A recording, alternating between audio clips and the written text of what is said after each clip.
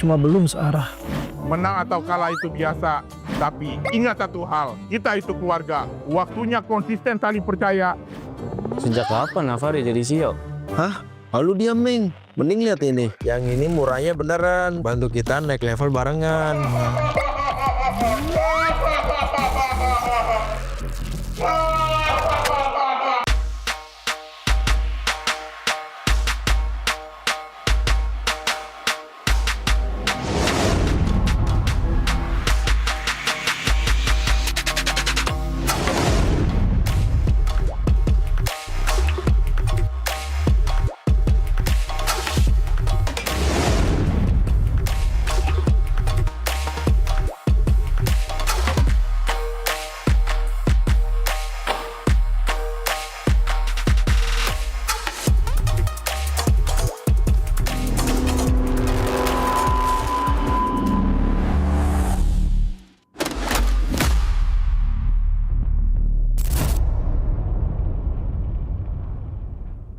Tak ada hari tanpa mabar. Main nge-lag, kerap buat ku tak sabar. Gimana mau main sampai kelar? Ini waktunya ku bersinar. Oke, let's do it. Game smash andalanku bikin mainku semakin hebat. Tim stabil main makin mulus, rankku fix naik terus. Tukar DG rings, diamond dan voucher game kau dapat. Cuma game smash, makin no debat. Game Max Booster, kini dapat DG Rings. Beli paketnya dan aktifkan boosternya di aplikasi Dunia Games. Belanja di Indomaret makin banyak untungnya. Kumpulkan cashback point, dapatkan diskon, dan belanja gratis. Jadi member Indomaret Poinku sekarang. Untungnya non-stop.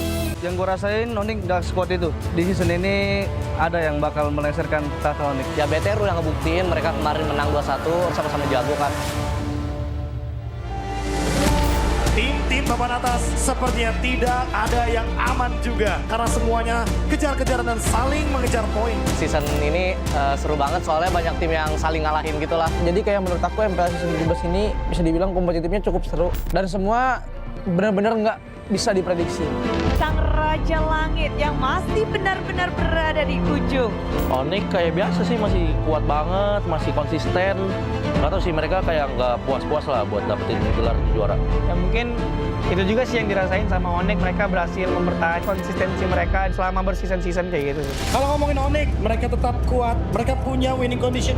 Mereka udah punya gameplaynya sendiri, mungkin kayak segi trio midnya juga sangat ngeri banget. Jadi menurut aku kalau misalkan emang trio midnya tetap kayak Ricky Boy Suns, itu bakal ngeri banget. Mau kiri kanan ganti pun bakal ngeri. Emang pada dasarnya defaultnya tuh udah sejago itu. Nah, bahkan meskipun mereka tiba-tiba kayak rungkat, ya mereka tuh terlalu banyak opsi untuk cari kemenangan gitu loh. Yang akan berusaha untuk memecahkan dominasi dari Onyx, dan kita tahu bagaimana mereka juga adalah salah satu tim yang cukup konsisten. Tim yang bisa dibilang mengancam Onyx ya di season ini. Mungkin ada Dewa, ada BTR, ada EVOS. Mereka yang aku lihat akhir-akhir ini suka perang banget sih. Sedangkan Onyx kan suka dirusak timernya sama orang-orang yang suka perang. Bigatron by Vitality yang membuktikan akhirnya menjadi satu jawaban untuk menghentikan dominasi dari Onyx. Ya BTR udah ngebuktiin mereka kemarin menang 2-1. Rosternya juga kan mirip-mirip, sama-sama jago kan. Reminder lah buat tim lah, kita emang nggak yang sejago itu ya, kita harus nggak boleh diam sampai di sini ya, kita harus improve terus lah. Seorang diri, dari Pesja, pecah sudah wasted. Yang gue rasain Onyx Dark Squad itu, ya mereka ada bolongnya, jadi ya nggak ada yang sempurna sih. Jadi menurut gue tim lain tuh masih bisa ngalahin dia lah. Ya ada potensi lah buat ngalahin Onyx.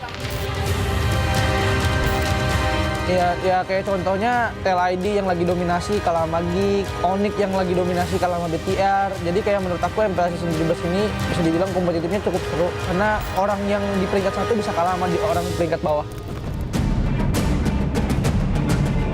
Sebagai salah satu tim, ya kita juga selalu berusaha juga gitu buat ngalahin Onyx, ngalahin dominasinya mereka.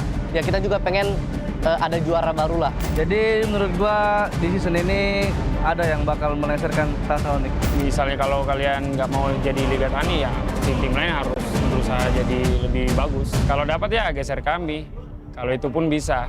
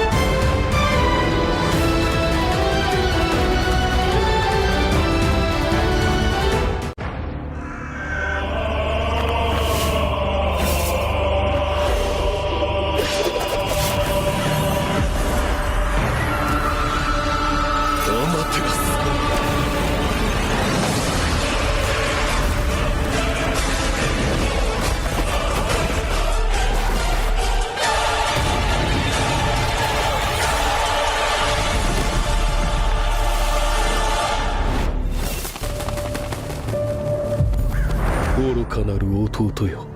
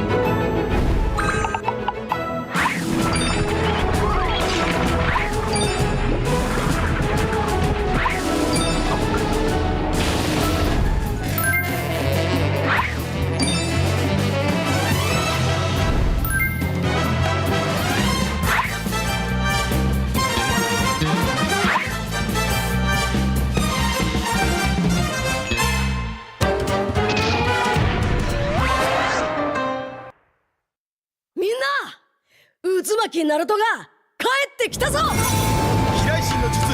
俺ってば父ちゃんを越す火影になる。愚かなる弟。子供騙しか。アマテラス。行くぜ。これが俺たちの力だってばよ。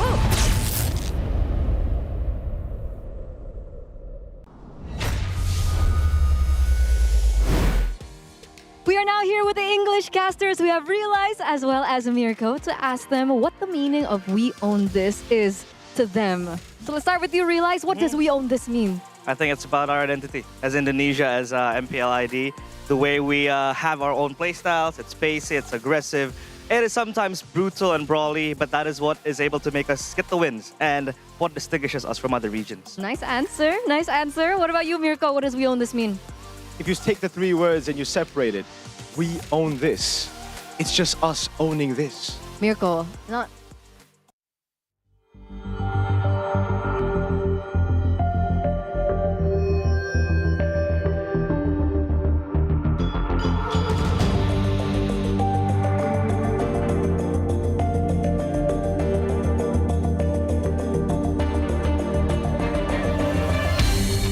Aku kan berdiri dan terus berlari, terus ke arah puncak tertinggi.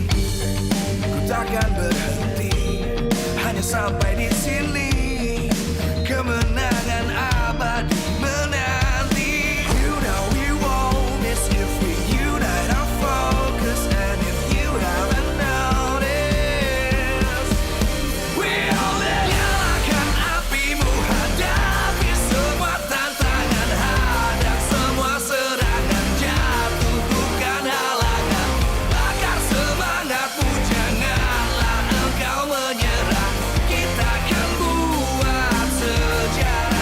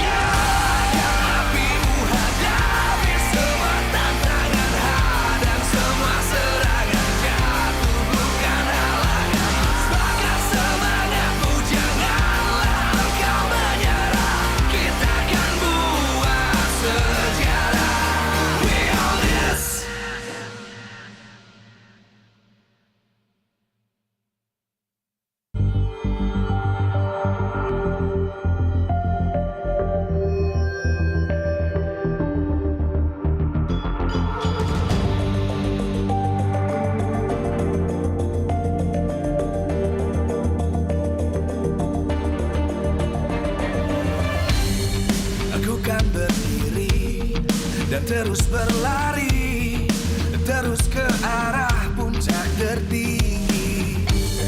Ku takkan berhenti, hanya sampai di sini. Kemenangan abadi menanti. You know we won't miss if we unite our focus. And if you haven't noticed, we all nyalakan apimu, hadapi semua tantangan, hadang semua serangan, jatuh bukan halangan, bakar semangatmu, janganlah engkau menyerah, kita akan buat sejarah. We all this, we won't miss, we all this, we won't miss.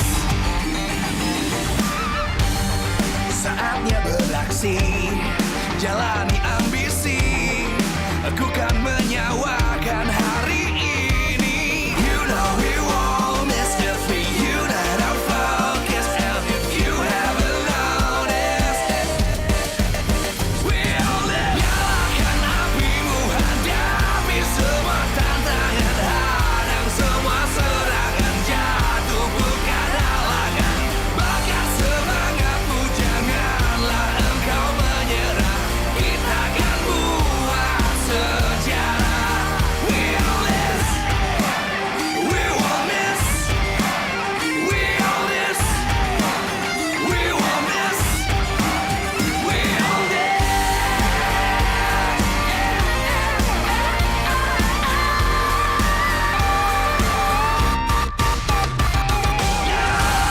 Apimu, hadapi semua tantangan, hadang semua serangan.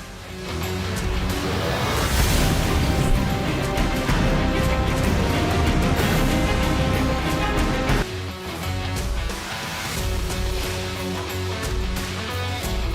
MPL Indonesia Season 17 is powered by supported by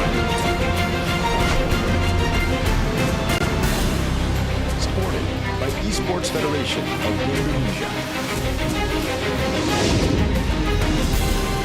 Presented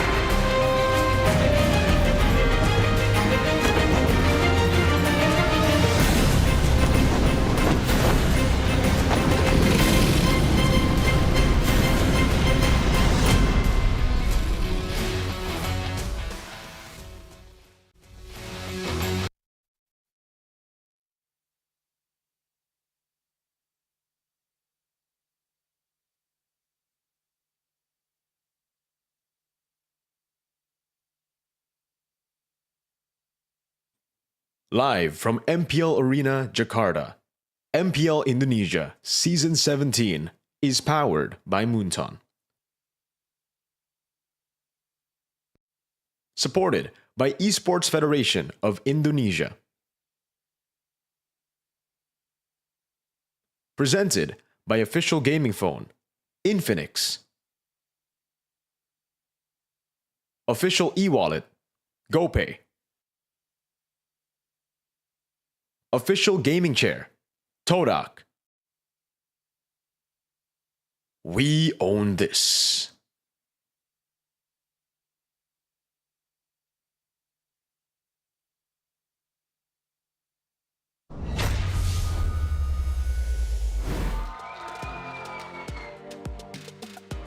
Memasuki hari yang kedua, di minggu yang keempat MPL Indonesia Season 17, semua mata akan tertuju di hari ini. Karena semua super fans sudah menantikan bagaimana pertempuran akan berlanjut. Banyak kejutan yang terjadi dan hari ini pembukaan match pun menantikan bagi tim-tim yang sedang berjuang. Klasemen sementara menunjukkan bahwa tim-tim sedang saling mengejar satu sama lain. Dan kemarin kita melihat bahwa semuanya mulai berkembang, semuanya memberikan perlawanan. Dan kali ini Budi juga mau mengingatkan bahwa semua super fans yang berkumpul, jangan lupa suarakan semangat kalian dan Khususnya yang lagi ada di rumah, tulis komentar kalian siapa tim yang akan mendapatkan kemenangan hari ini. Dan hari ini tentunya tak lepas dari dukungan para super fans dan juga para sponsor dan partner. Karena MPL Indonesia Season 17 powered by Moonton. Supported by PBSI, presented by Official Gaming Phone, Infinix, Official e-wallet GoPay, Official Gaming Chair Todak. Dan partner ini sports ada Garnier, Bayu, Dunia Games, GamesMax dan juga OnePlay. Ditambah supplier ada IndiHome, Indomaret, Yummy Choice dan juga Aqua. Dan hari ini tentu banyak sekali yang menunggu-nunggu bagaimana malam minggu ini akan berlangsung. Kedua tim sudah bersiap dan semuanya menantikan bagaimana mereka akan beradu. So, super fans, sambutlah match pembukaan di MPL Indonesia Season 17 hari yang kedua. We own this!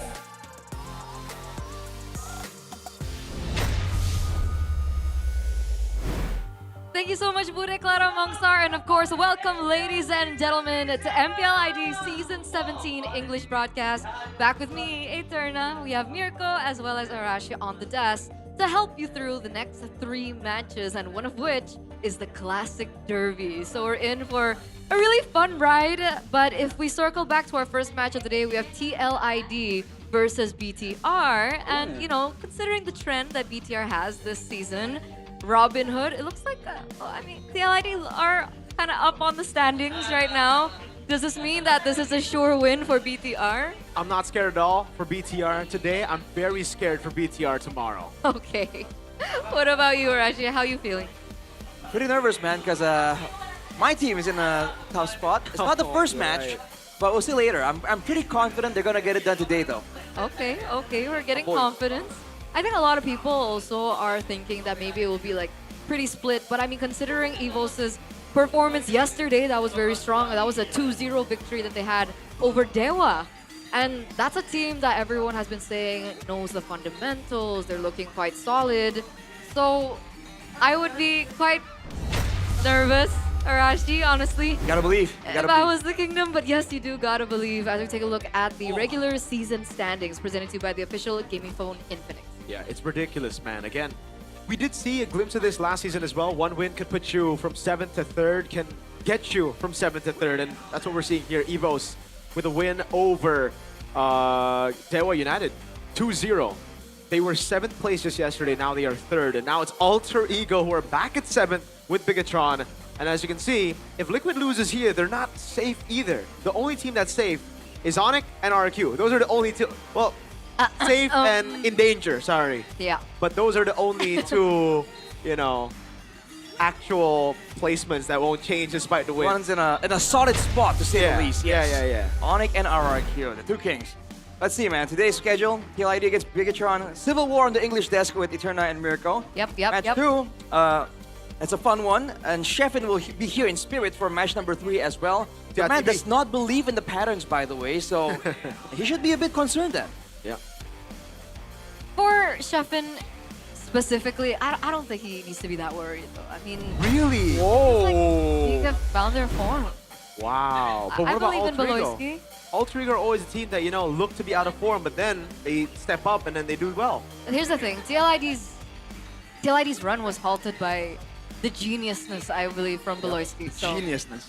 I mean, Alter Ego right now are looking like a team that still has a similar pattern to how they played back at M7. So I think Beloyski should be able to get it down. But boys and girls, let's focus back onto the first match. What does BTR need to do to win against TLID? I like how the wording is framed this way, right? Uh-huh. Yeah. Do you think A, let Shogun play, B, respect Leone's power heroes, or C, lock Kyo as the main target? I'm gonna throw it over to you, Mr. Analyst Man. What do you think?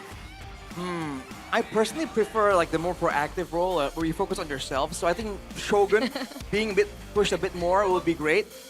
On the other hand, though, they need to respect Leone, man, because Leone, especially on his signature hero, the glue, is an absolute menace. The chip. He can single-handedly turn around a fight if he does the right moves. The chip as well, yes. That's what I'm afraid of, because that's what Geek did. Yep. Chip and glue banned away. They still allowed Joe to utilize the Fredrin, but it still didn't really work the way that they usually play. Exactly. I think right now the thing is for Bigatron, they don't need to ban the glue. They can pick it up themselves. They don't need to ban the chip. They can pick it up themselves as well. That's what will be a very interesting side to the draft that we're definitely going to be anticipating here. And we're excited to see whether BTR can just outdraft TLID, because Coach Hanjal, he's definitely been looking for ways to solve that issue, that Leone no glue, no chip issue. He should be. He should be. It's already been a week. And talking about Leone again, his glue win rate is at 80%-ish. Oh, 83.3%. There you go. And we did mention the chip earlier on, 3 times been picked up. A 66.7% win rate. And we also have a quote from Beloyski. Leone is really good. I wouldn't ban chip and glue if I didn't see that he could have a big impact with those heroes. And that's why I banned them. Definitely reading into the strengths of TLID.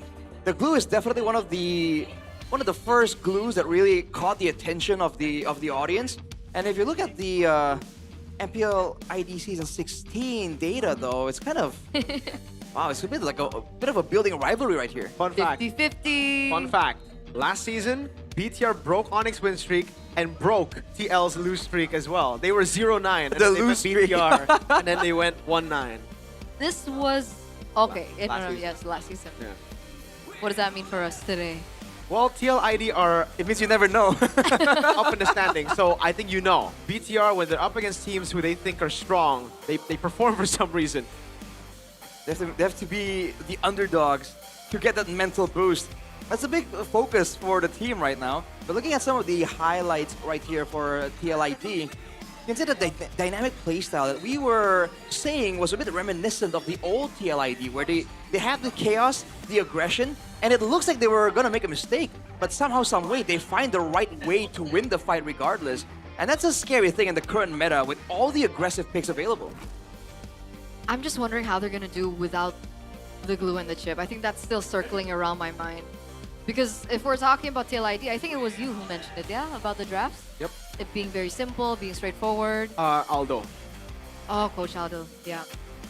But here is the chip gameplay now that Leone was able to utilize once again with the Masha in the hands of Aran.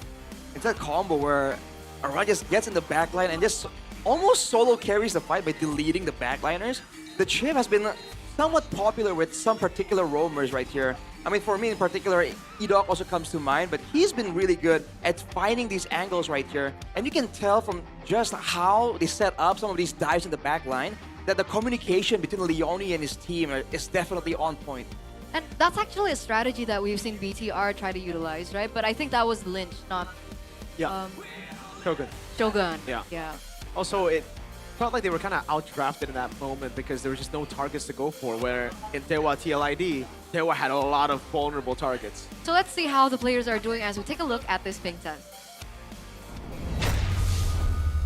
TLID nih kita nih, mau kita keren nggak dia kayak yang kemarin tuh? Wih, siapa tuh yang kemarin tuh? Ada deh. Oh, maksudnya kalian papan atas lagi ya? Iya. Ayo, boleh nih, seru nih. Lu tau nggak Cil, yang paling beban di tim ini?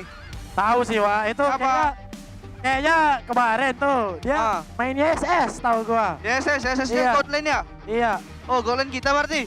Nah, itu gua yang paling beban, Wak. Gua yang paling beban. Pokoknya kalau kalah tuh salah gua ya, Wak ya. Bukannya itu? Nah, salah gua, salah recall gua itu kalau kalah. Lah, kata lu tadi itu. Nah, salah recall gua kalau Udah, gak salah deh, nggak apa-apa. Ya, gua aja.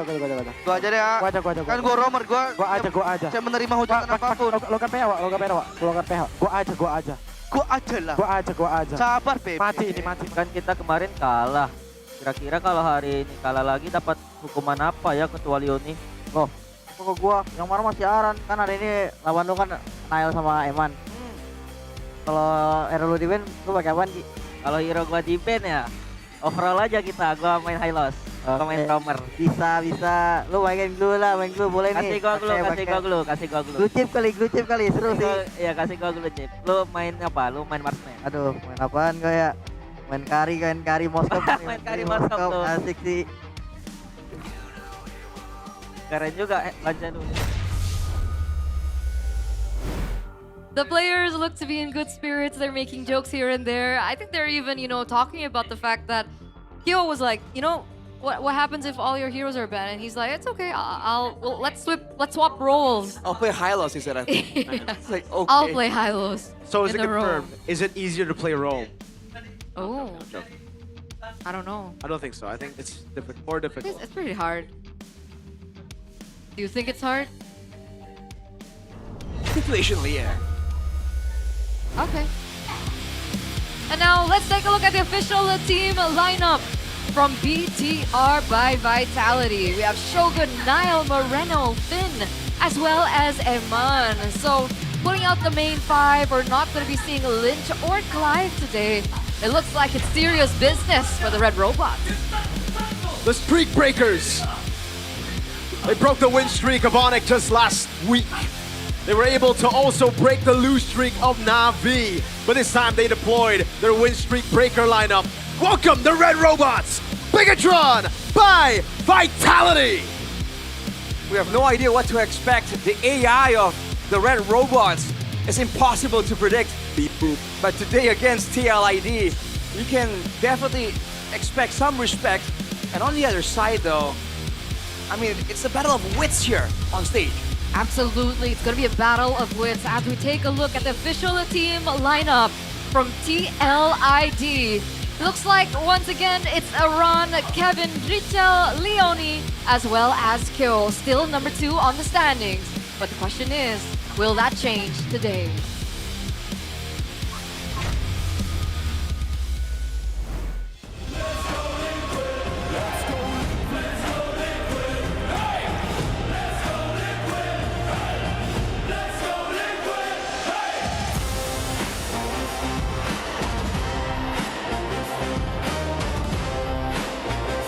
With the first 2 weeks of Fluke, a big question on the minds of the Cavalry, a big question on the minds of MPL fans around the world. Can they prove to be a strong team still after being read out by the BBB just last week? The streak is over, but they can start anew. Welcome, the Young Stallions, Team Liquid ID. The new Stallions here with a playstyle reminiscent of the older generation. Best of both worlds. Let's see what they can do. They have their win streak broken, but they definitely have more tricks up their sleeve. If we're looking at teams like Onyx, they've suffered their own win streak lost, and after that they became a stronger team. Let's see if TLID can pull the same. Let's see if they're able to adapt as fast as Onyx, because everything is on the line right now, especially if they still want to remain number 2 on the standings. We're welcoming the coaches right now from both sides of the spectrum. I think this is going to be a quite interesting drafting phase. I think it is going to be a very, very interesting drafting phase. Again, Hanjao will definitely have tried to work out some of those problems, but I gotta admit, I'm a Bigatron fan, but I think Team Liquid won the drip battle. Oh my lord, those jackets, those jerseys. Oh my god. The drip battle has been won. I mean, in this day and age, man, the drip makes a big difference. It's a psychological battlefield up there on stage. Let's see what happens here, though, because again, if to quote Professor KB, these days players are great. Players can do so much, but in the end, the MVP of the game is always the coach. Because I'm not sure, right? It feels like BTR so far have shown a lot more of their cards. If we're taking a look at their individual player hero pools, they have so much more in comparison to LID. But we asked you before, ladies and gentlemen, what BTR needs to do, and 41% of you equally believe that they need to let Shogun play, so check.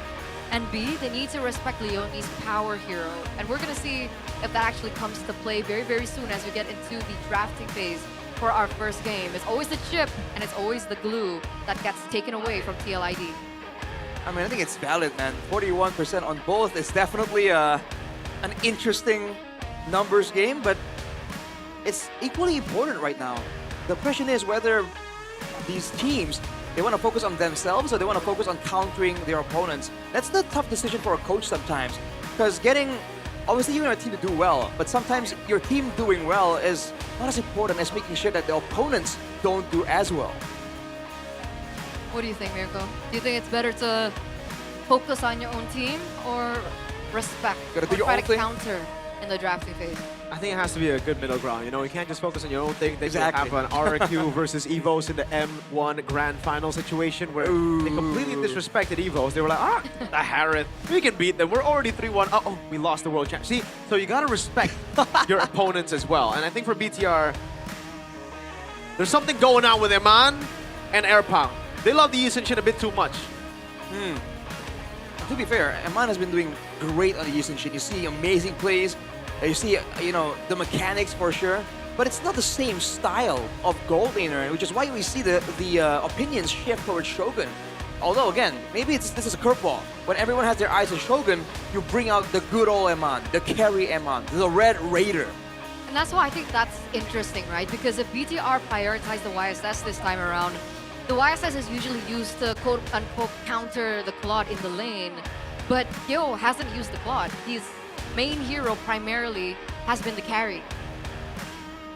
So will they prioritize YSS? I mean, it is a flex, but we haven't seen Nile play it in the jungle either. Yeah, that's the thing, right? I think a lot of teams like EVOs, they pick it up early because they have that flex potential. But for Bigatron, it really feels like whenever you pick it up for Eman, it's just a lane to get him a win on. But again, in these specific matchups up against Kyo's heroes, Moskov carry, it's not really the best choice to go for. It's true. I look at the clash of the roamers as well that will help those gold laners. Number 2 roamer in the average kill department, that's the glue at work for Leone. On the other hand though, for Finn, number 2 roamer average damage. Do you want kills or do you want damage? Damage. That's a quick answer, Mirko. But yeah, this I think also shows that maybe for Finn, you know, you can be a bit more active, doing more damage over time, all the way from the early game. Whereas Leone, getting kills, most likely that's not a solo kill type of scenario. It has to be some kind of team fighting, showing again the characteristics of TLID. Maybe Bigatron can try and avoid some of those wild team fights that TLID has been using to really get an advantage. I have a feeling, you know, Bigatron might try to make their own blueprint to beat TLID. Again, the blueprint has been laid out. Ban glue, ban chip. But maybe they have a few tricks up their sleeves to beat the glue with the Kalea, perhaps? Signature pick of Finn? Could be possible. Here's the victory by the Infinix GT50 Pro though. For TLID, trust Arana on the far lane. The man is still solid as ever, has the playmaking potential, has the carry potential on the Masha as well. And on the other hand, in the same lane, lock Shogun's movements as Bigatron's initiator. And perhaps, again, force all of that pressure, all of that burden onto Finn and try and overwhelm him. And even maybe counter-engage onto him if they can make sure that Shogun can't really manage and match that engage potential. Which is why, circling back to the first point, right, I feel that flexibility is in Iran's hands. Because if we're looking at the hero pool from TLID, it's Iran that has more than 5 heroes, where the rest has only played around 4 or 5 different heroes. So that's going to be also something interesting. Perhaps they're going to utilize Iran into the later stages of the drafting phase to utilize to get a 1-up on BTR. But how do BTR get a 1-up on TLID? Well, they have to begin by respecting Leone's power heroes, that's for sure.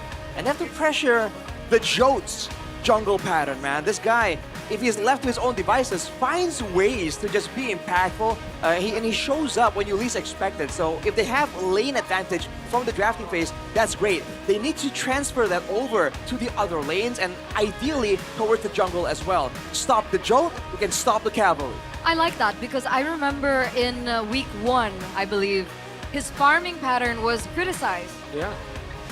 And I think it's something that Geek Fam really took on full head. I mean, all in. They really went all in with that, right? They banned out the Fredrin as well in game number 2. They banned out a lot of his heroes. They forced him on a Lucas. And Lucas is a pick that we've seen from Mr. Jotman.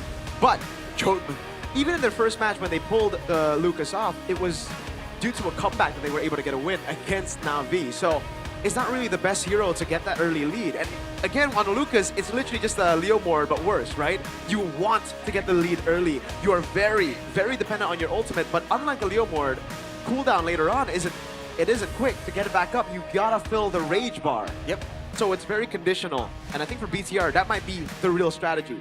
Glue, chip, maybe counterable, but the Fredrin's a problem. Okay. So it looks like Mirko was expecting maybe a Fredrin ban, or they take it away for themselves. But it looks like TLID are the ones on first pick. Let's see what they prioritize. We're taking a look at the random map draw for our first game of the series, and it looks like it's going to be Expanding Rivers. So expect heroes with not so much mobility that they can still utilize here in the game to rotate around the map better. This is the drafting phase presented to you by the official gaming phone Infinix GT50 Pro. Oh, never mind. Guinevere, Fanny, Phobia's banned out by TLID, and BTR go ahead straight with the respect ban against the chip, the glue, and the Kalea. So 3 heroes. This is fast drafting here from both teams. The Chushin and the Sora, though, for Bigatron. The Valentina is available for TLID to try and counter if they so choose, but something tells me that TLID might have a weirder solution to this. And as expected, the go-to heroes have been banned away, the chip, the glue. It's a Leomord and Yeeth, though. Wow. That's a less vulnerable fighter jungle there, but not the Fredrin. Yeah, they're switching things up for sure, TLID. A very different approach to the game, not the Fredrin, not the simple composition, because they've also picked up a Freya. Kyo has played this once, I believe, so let's see what BTR's response is. If it's a normal response, it'll be Yi Sun-shin to face off against the Freya. But again, BTR needs to be careful because the Freya has been flexed before by Honjao. I'm wondering what happens here because they picked up the Sora without the Valentina. Yep. Is that a problem? I mean, technically, the Freya can be flexed. Valentina can still go into the EXP lane as well to try and counter the Sora in lane. Ooh. Go for the Suyo instead. I was thinking maybe the idea is to kind of force a run onto the Valentina instead of something else. Narrow down the flexibility that makes him such a headache to deal with in the drafting phase. And for now, they really haven't shown any prio towards that Valen. With the Suyo though, the execute potential here for Bigatron is quite massive. I do wonder who's gonna handle the Sky Piercer, because both Suyo and Tsushin technically can go for it, but usually the Tsushin is the more solid option. It depends if they snowball or not. Exactly. I think it really depends on that. Really good Yi Sun-shin ban by TLID. I think the next ban should be a Claw, just to respect Edman. When he doesn't go on the Yi Sun-shin, we've seen him go on the Claude on the Harrods as well, and I think the Claude should be able to do well against the Eve. It should be a really good pick to clean up in these fights. On top of that, guys, these are 4 bans. 4 bans for Leone. He's not gonna For have it. one guy. Yeah. Well, technically, right, this high loss ban might be for Kyo. Okay. Okay. Okay, yeah. They might I flex, mean, you're right. I mean, they were talking about it in the mic check, right? Yeah. But that's the mind game. I think a bigger question is, BTR, what are you doing? Because you're batting out 4 roamers, but you haven't picked up a roamer for Finn. So, they're very confident in his hero pool. That's what they're saying. He has a lot, honestly. I mean, by data this season. 5 roamer Another bans. one. Look, Finn has played Glue, Khalid, Hylos, Atlas, Grok, Badang, Gatot, Glue, Marcel, and Chip.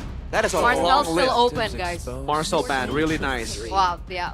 So 6 roamers in total have been banned out in this game. I think this is the most we've seen the roamers get banned out. What do we have left? Oh, man. Something with clear will probably be good here. 'Cause again, we talked about the roaming around of the mid lane. It's expanding rivers as well. Yeah. I think the Cho makes a lot of sense, but I think both teams require something else to pair with the Cho for maximum efficiency. I mean, there's Gatot, that's still an option. We've seen Hilda being an option if you want to look for mid control. Grok if you want fast clear, but not as much mobility. Kind of okay with the Grok, especially with how it might go towards team fights. It is a Cho for Bigatron though, and they're hiding Eman's pick, so another play on flexibility for Eman. They really want to get that winning matchup for Eman, and I don't blame them. This is what they've always done against top teams, right? Against Onyx as well. Straight up the Yi Sun-shin, because they knew at that time it wasn't going to be flexed.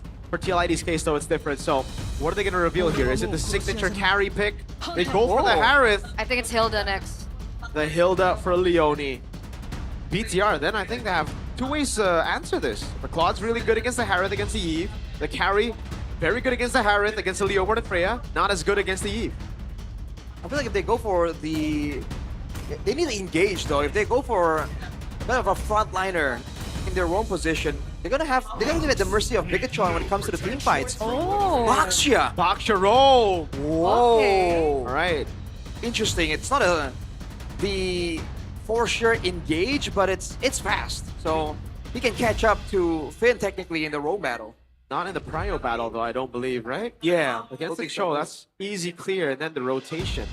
All right. Well, carry I think becomes a bit more prio now with so many frontliners, especially with the laning against the Harith and a combo with Cho. I mean, it just makes sense. And if they do so, they're gonna have a favorable matchup on almost every single lane, technically. Yeah, that's true. That's crazy from Bigatron. What's the answer? Yeah, it's the carry. Wow. It's not looking good for TL. There are ways for them to win this. The Vengeance on Freya XP could be a way to zone the carry, but then it all lies on whether Aran can win his lane. Man, against the Sora, it's a bit of a tall order, man. It depends on the ganks, obviously. I think there's gonna be... We have to watch out for peculiar rotations from TLID, because I don't think they want to play this out normally with this kind of matchup. History shows, once again, when BT are up against the top tier teams, somehow, someway, they show up. The drafting phase looks like it's in favor of BTR, but ladies and gentlemen, boys and girls, let us know what you guys think back at home as well. Who will be winning the first game? Are you team BTR or are you team TLID? As this will impact the standings. Let's get straight into the land of Dawn for game number 1. That's it. Bigatron, can they continue the streak of TLID? They're currently on a loss streak if you count it. It was broken just last week by BBB. And BBB was supposed to join this red team. I mean, technically they're both on a loss streak then, right? I mean, BTR just lost the Dewa. No, this Navi. lineup, BTR are on a win streak. It's Okay. so good, not Lynch, you know? So, Okay, but, okay, that's fair. That's wait, fair. Finn starts in the bottom lane. Interesting. Huh. Ooh. Peculiar moves here from Bigatron. And they still have Moreno running the sprint. We've seen this multiple times. And against a Baxia, against a Leomord, I personally on the mage like going the sprint as well. Allows you to kite back just a little bit better. Ooh. Yeah, this is not a good lane for Harith. Some damage coming in from Eman. On the other side for TLID though. Oh, whoa. Fast move, shield unity. Finn might have to flicker. And he does. 2 men knocked up. Kevin taking a bit of damage. Moreno gets caught as well. This could be a pickup. Nile really waiting for that Lancer Flare pickup. And he already got the Lethal Wanderer. You gotta be careful with the fighting potential of TLID early game, right? They technically have 3 fighters. So, yes, there's favorable matches for Bigatron, but as a team overall, they want to be a bit more careful giving TLID some of those opportunities. Emblems by you here. You can see aggressive builds, but also the pulling yourself together for Grishal on the Eve, making sure that he can make the plays more so than just do damage or survive. That puts him vulnerable to dives coming in, especially from Nile though, who is just going with the Suyo with a thrill as well. Gonna give him a lot faster clear too. A lot more aggression as well that he's able to utilize later on in these fights. But again, TLID focusing on the mid lane. They want to clear as fast as possible, as they're going to be able to set up for this first objective a lot quicker. That's a run. Yep. Evan's already on it. Aran doing the same thing, zoning. Shogun in the back line now going in. Phantom Steed coming down, and Shogun is able to go for the shifting skies. Now the RWM taking Finn down with no flicker. That's a pickup though, and Nile wins out the rectory, but he gets taken out. And Shogun is caught in the midst of it all, goes to the air, but it's not enough to keep him alive. Moreno knocks him up. It's a turtle for 3. Beautiful, beautiful, beautiful early game here for TLID. They played that very calculatively, I would say, that particular team fight. And like you mentioned, right, they have the strength of the early game, the fact that they have a lot more fighters in their midst as well. That power spike, that's going to continue forward until that midpoint, but they still have to be careful because it looks like Finn still prioritizing to help Eman in that lane. And when Eman gets to that power spike, that's when maybe the turnaround can happen for BTR. Looking at talent predictions by Gopay though, it's actually equal 3v3. Eterna, the sole supporter of TLID on the English desk, as always. I do believe though, in that previous fight, Shogun might have made a mistake, man. He popped the shifting skies, but he did not get the stacks to actually pull off the actual active component, so he didn't use it in that fight until later on. He needs to be careful because in the early game, he is the lane that Bigatron are relying on for the early brawls here. Yep. That's an all-in. Oh, now it's gonna be cooked, stomped down to the ground, and has to get away. That's a flicker from Finn as well. All early game wins going to TL. That magic damage.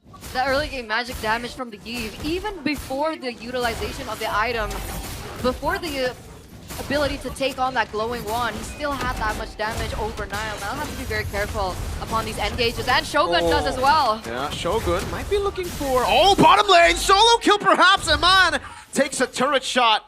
Won't be able to get that solo kill. Aran going in on 3. Moreno has to pop in a sprint now, trying to run away, but Aran's doing so much damage. Queller coming down by Nile. Aran wants to go for the sandwich. Phantom Steed under turret. That's going to be Shogun stomped again by the Jolt.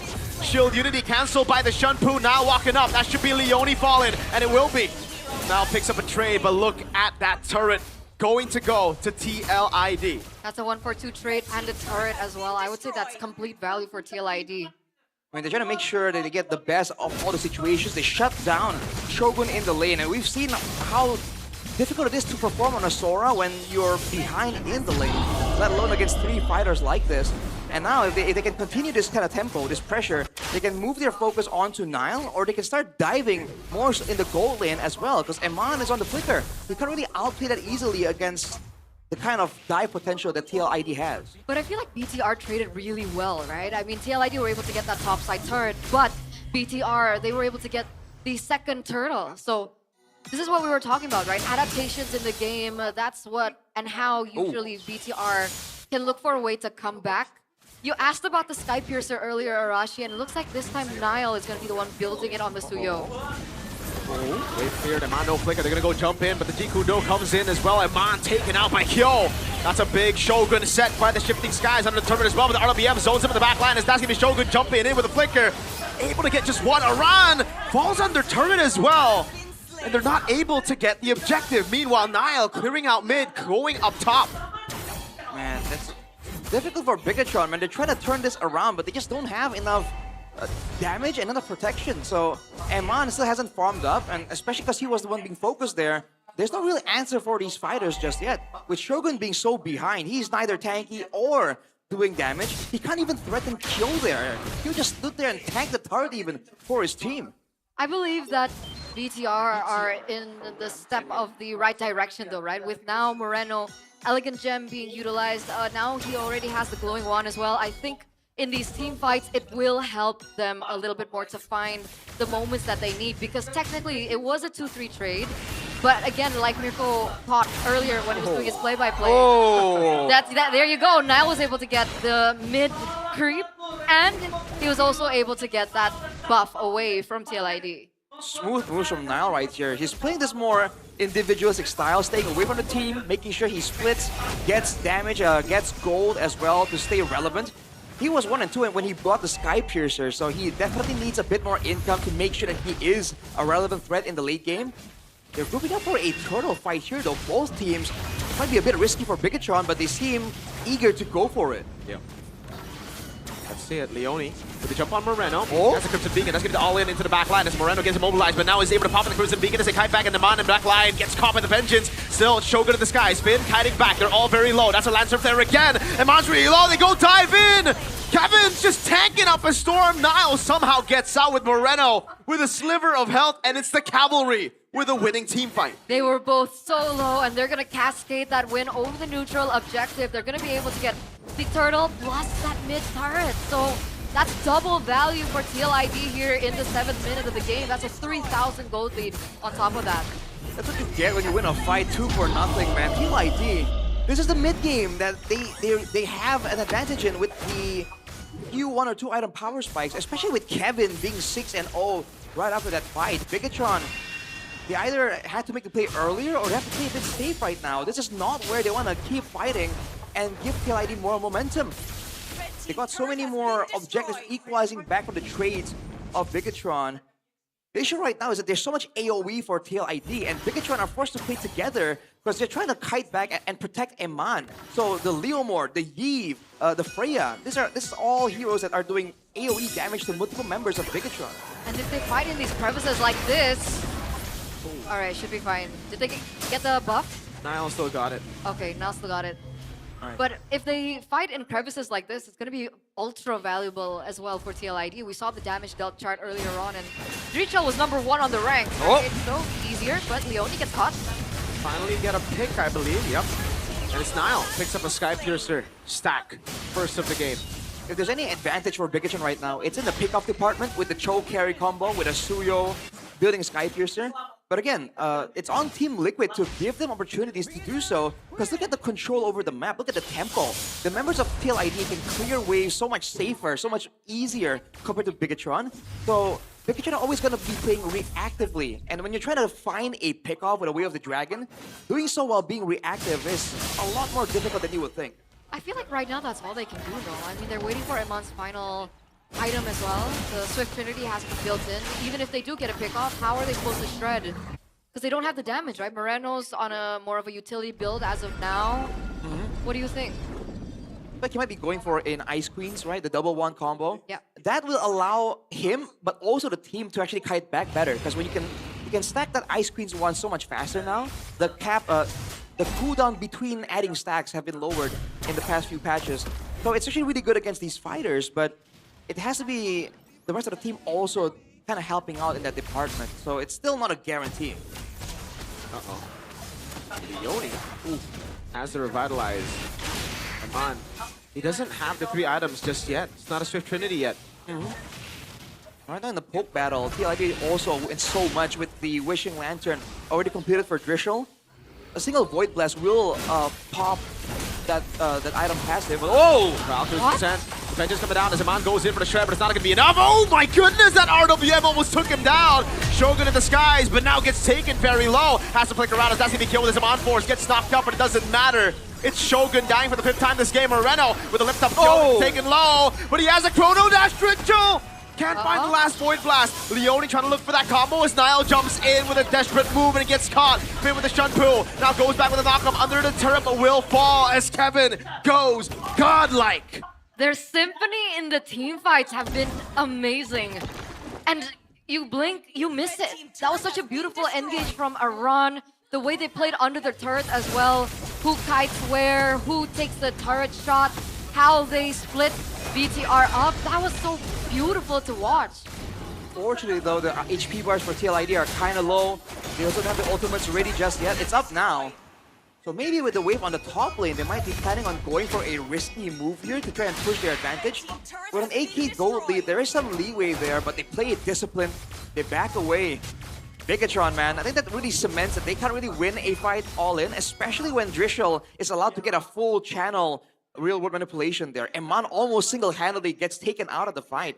They have to try to find ways to kind of fight back and forth to win this fight, I think, because otherwise, in pure damage and survivability, I don't see a way for Bigatron to win out here because their mid lane is a more utility build for now. What do they do, yeah? Do they... I think they... So I guess in these team fights, BTR need to figure out a way how to bait out the skills in, but that's only from Drichel. Technically, Aran, Kevin, Leone, Kyo, they're kiteable heroes in these team fights, no? Yeah, I think it really like is... They can play the long team fights.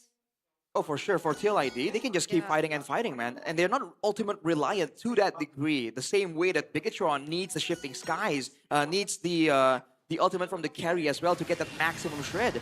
So, I don't know, brawl-wise, TLID wins. It's on Bigatron to really find that moment. With the Swift Trinity completed for Eman, there might be a chance, but I think he might require a few more items just so he can actually stay in the fight and not get zoned out immediately. Survivability, right? That's what he needs. He has the damage now, which is good. It's a step in the right direction. But how does he stay alive long enough to allow that to happen? Unfortunately, that orange buff was stolen, I believe, by TLID.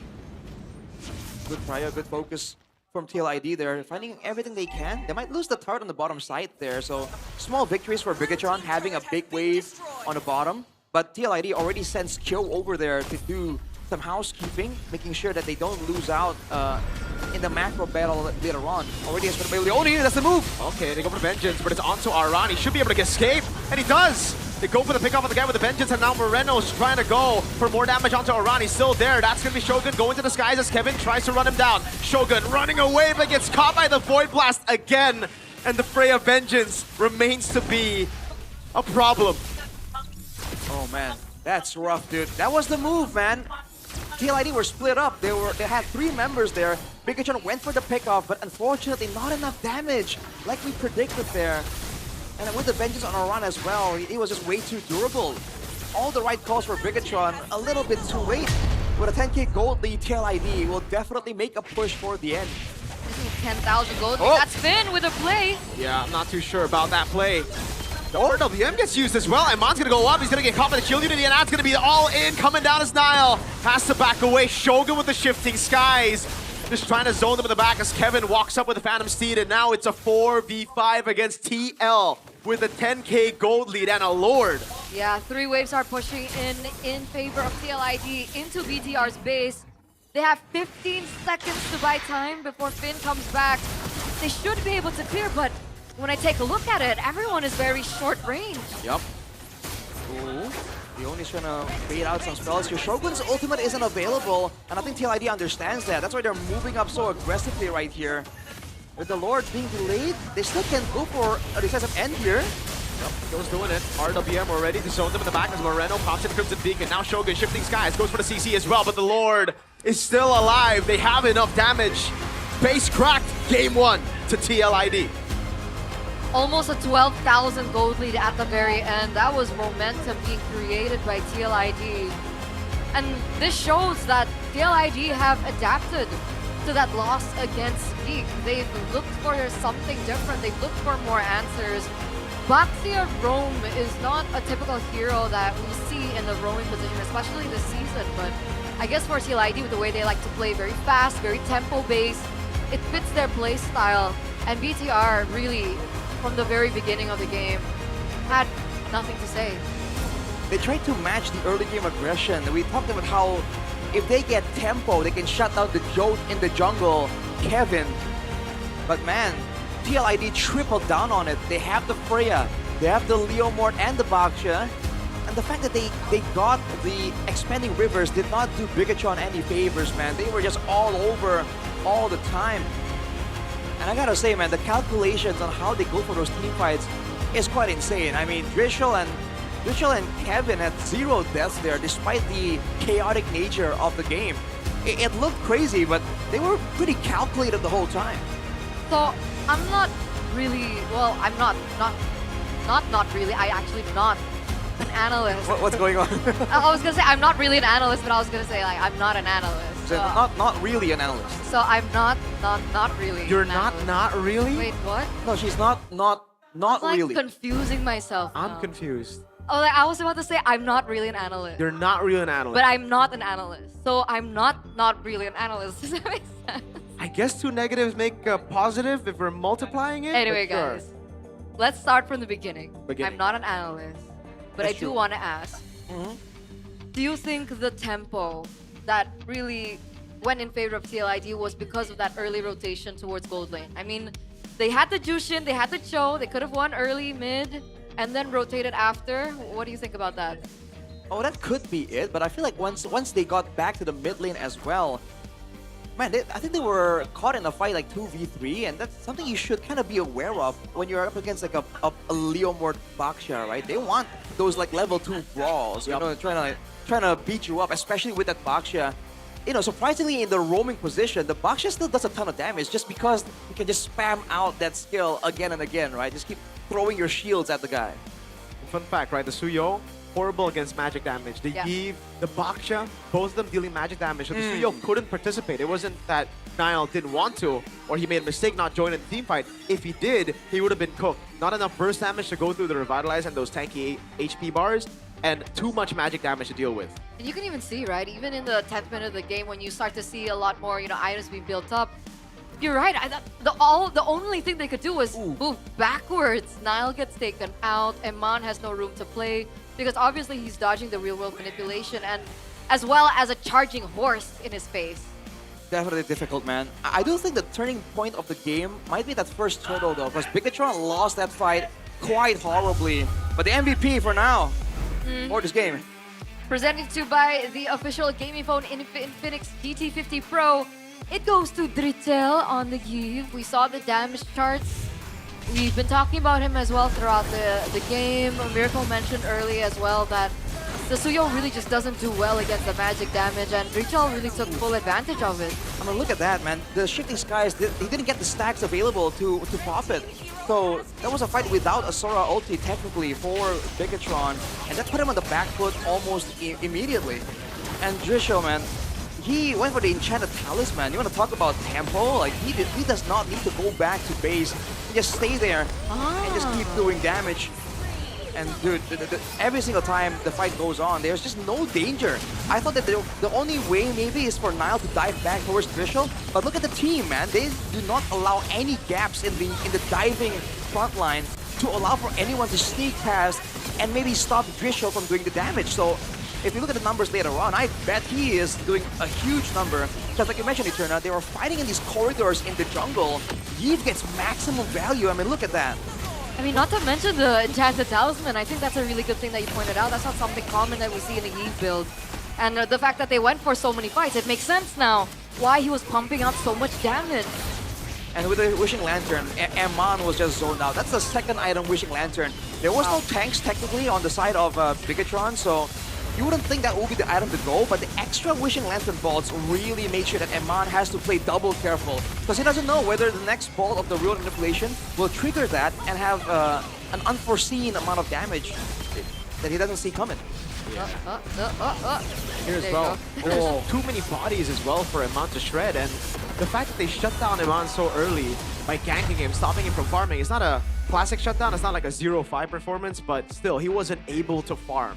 We saw in the gold standings earlier, Eman was #1, but in this game, they stopped him from doing anything, and that's why, to the end of this game, he only completed the Swift Trinity. That's it. He couldn't get the Melfic Gun. He couldn't get the other items that maybe would have given him and BTR more of a chance to deal with TLID's frontline.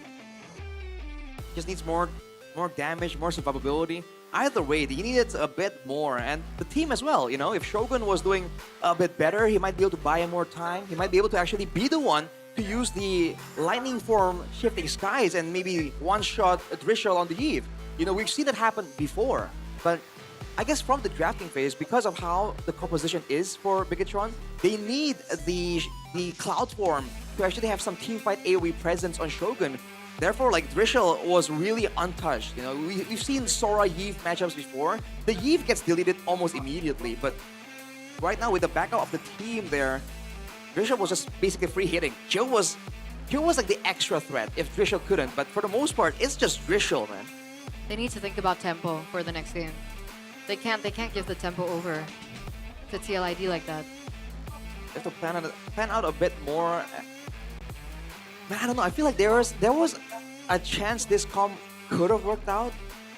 It's just those fights, man. The skirmishes. If they really want to match TLID, they have to quadruple down on fighters and skirmish possibilities. You know, because I really do feel like the composition of Bigatron is a lot harder to execute right here. And look at the damage dealt, bro. As predicted. What is that? Yeah. Oh my lord. You didn't even do more than a run, bro. The Herod is is a side dish. Yeah. Man. Not even, I mean, it's everybody, then Harith, right? Like Dritchel, Aran, Kevin, then you see Kyo. Yeah. My lord. That's insane, man. In hindsight, the carry pick for BTR, do you think it would have been different if he picked up something like the Claude? Ooh, I don't know. Because the Claude was open. The Claude would have been better against the Eve, against the Eve. But the laning. But the laning would be, I think it's all right in the early stages. Level 4 it gets difficult, and then the Freya. The Freya is the big problem against the Claude, right? Because when you're blazing the wedding, you have to predict. Oh, the Vengeance. Not just the Vengeance, but the knockup. Oh, okay. Cancels out the Blazing Duet, so you have to predict when he goes for the knockup and Purify. That's why it's just carry or nothing. And they had to make sure Aran didn't get ahead. And that's exactly what happened. That's why, like I was saying, right? If the Freya gets ahead, he's on Vengeance on XP. If he just dives to the back every single time, there's nothing the carry can do.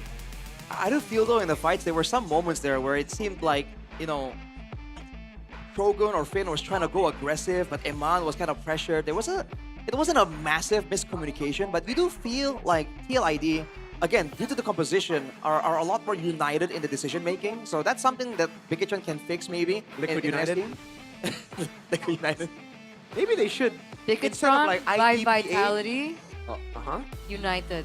No, no. What? Bigatron by That's Vitality so long. No? That's No. enough. Bigatron by Vitality is enough. Oh, okay. But I think for Liquid, hey, Mr. Daniel Saniel, if you're watching, Daniel IDPH, might as well make it, Liquid something, right? No? You guys agree? Or no? You like IDPH? I think I like that. You just add, Right? you're saying like add an identity instead of just IDPH. yeah, like a name, Yeah. right? I don't know. I like it. It's easier as a caster. Bro. It's easier. You gotta memorize a new name. Yeah. That's more work. But it's cool though, It kind of like makes them stand out. Yeah. Like Arakitora, right? Yeah. Hoshi. yeah. And then Onyx PH and ID, right? Is there a name for the Bigatron one? Bigatron MY and Bigatron You're by one Vitality. You don't want to talk. It's just MY. I'm not trying to say Bigatron have better naming. I'm just trying to say I think it sounds better if you give them names. It's easy to point fingers, man. But 3 fingers point back at you. Did your parents tell you that when you were Not if I do this. Knife hands. Yeah, that is 5 to you. Shout out Lida from Boku no Hero Academia. Sorry, go on. Why am I here? Just to suffer. This is the first time we've been together, the three of us on the desk, by the way. Dude, it's a great time. It's the Ma combo. The what? Ma. Miracle Eternal Rashi. Why can't be Or the AMA? Was Wasn't it? it- wasn't could it be AMA? But I think that's copyrighted. I feel like AMA is or pretty good. trademark.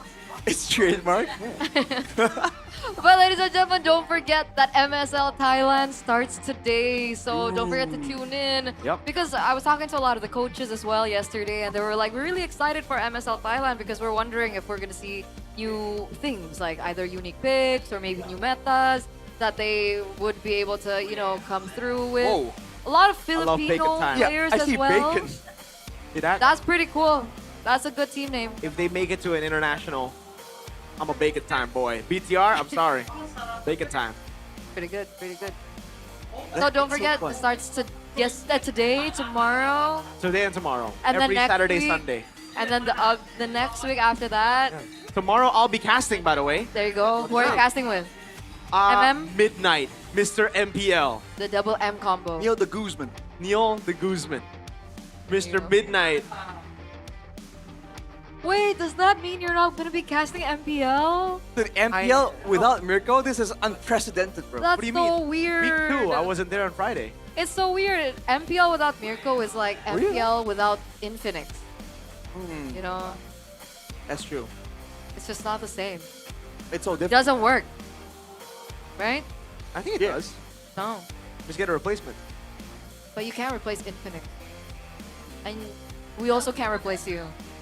This is the first time being wholesome to Miracle. So Arashi, please tell us why Infinix is irreplaceable.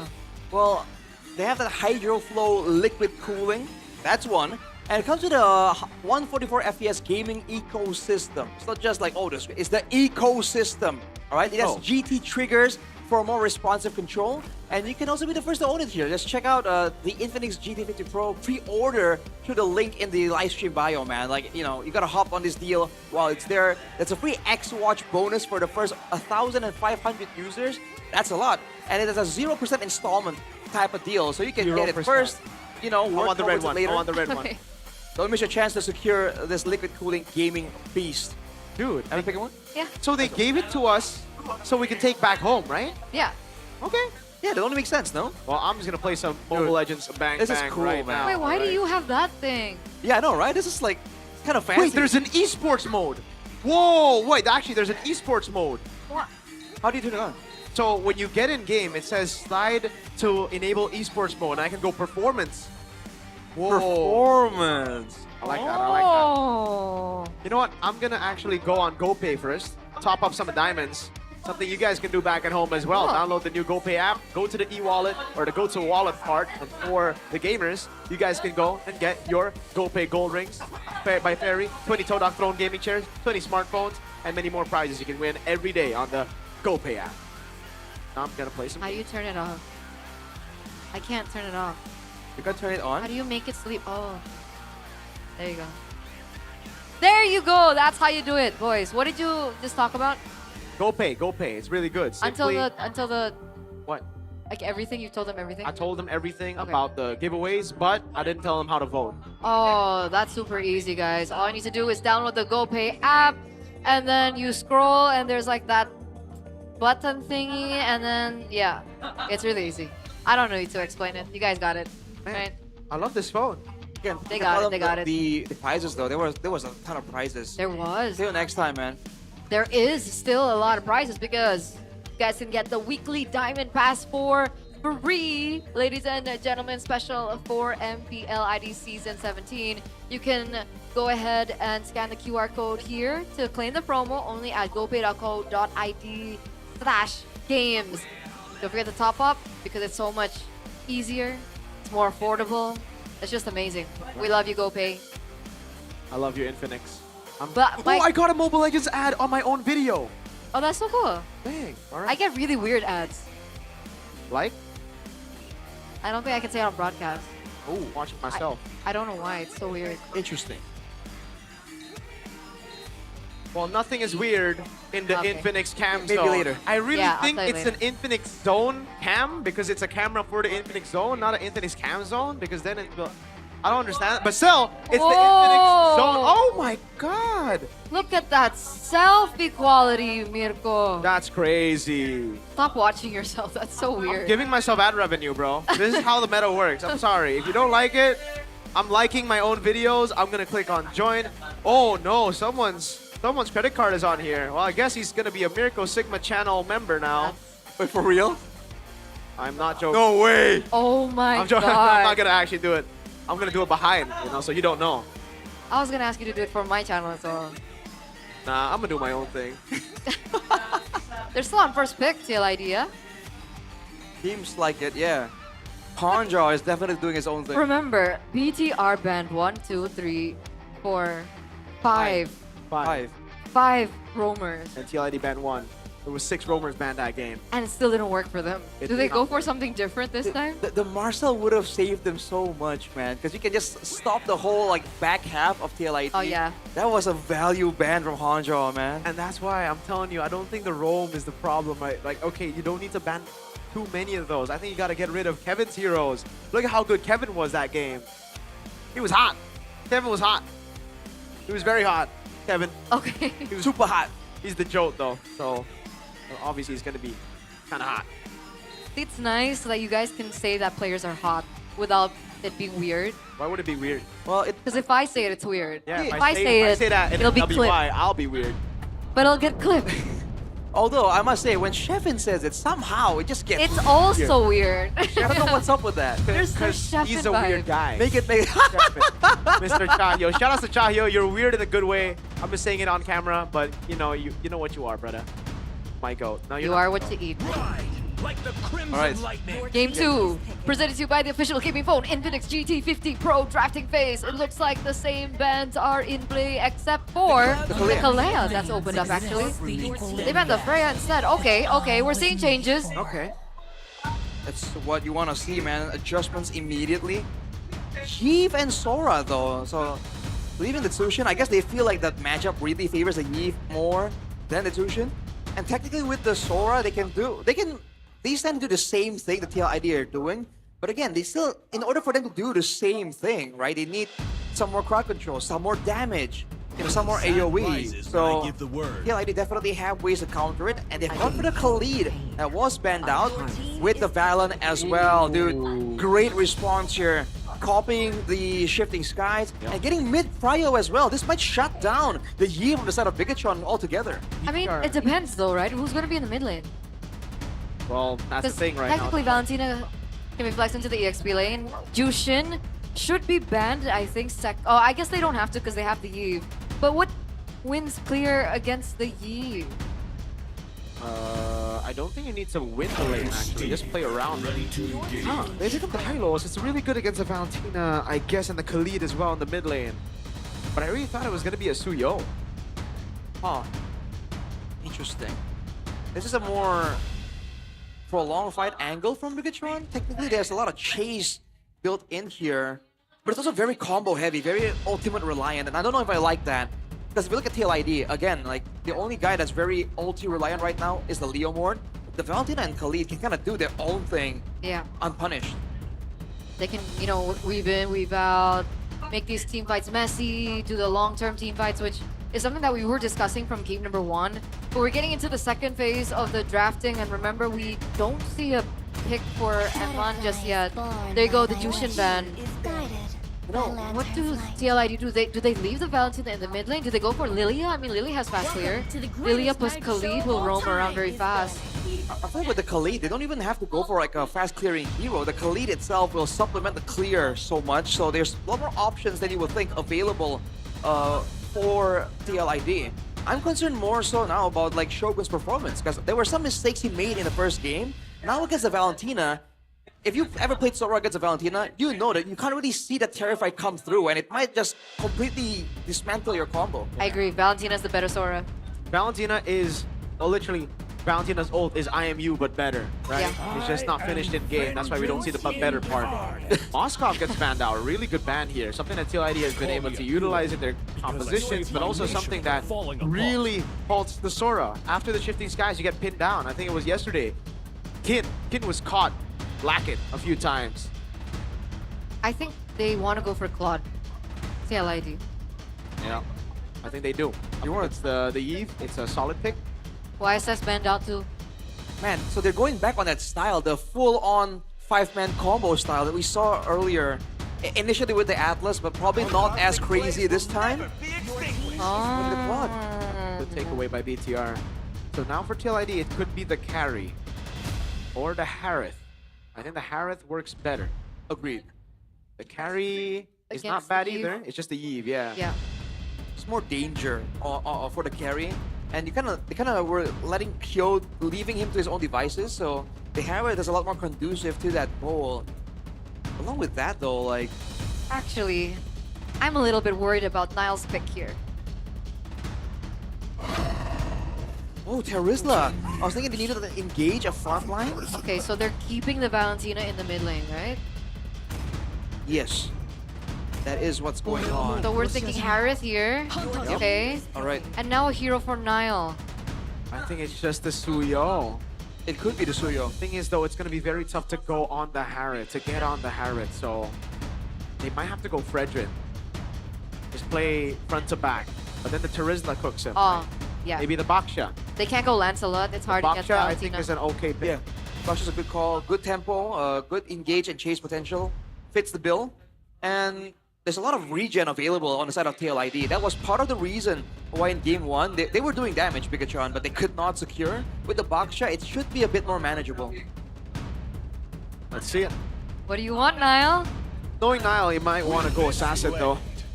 What? I literally said no Lancelot. Yeah. Because Lancelot into the Valentina is not that easy as well. Yeah, but it is quite... I don't know against the rest. What do you think? I don't know, man. I don't see the vision. Maybe you can kind of like you can follow up with the Shifting Skies as a combo. You can play split push, but in the team fights, I don't see this Lancelot being the pick to really win them the team fight. What? Lancelot for Niall specifically is still sitting at a 0% win rate. Yeah, he played it once. Comfort over meta type deal? I'm not sure. I'm thinking yes, this is more comfort. It dodges away from the Terizla as well, and it's okay against the Harith. All right. Oh boy. He did it once, it didn't work out. But will the second time be the charm for BTR here, as they will be looking to push for a third game in this best of 3 series? Ladies and gentlemen, let's get straight into the Land of Dawn for game number 2. Let's see it. Will it be a 2-0? Will TLID get this win over BTR and cement themselves as a safe top 2 contender? Or will BTR be able to force us to a game number 3? Yo went Flicker. Yep. Whoa, Moreno! There you go, the early aggression for the Khalid. Man. Got to be careful, and Finn is saving that Revitalize. Dude, you cannot just walk up like that on the Eve, man. You gotta respect that damage potential. Alright, with some good training.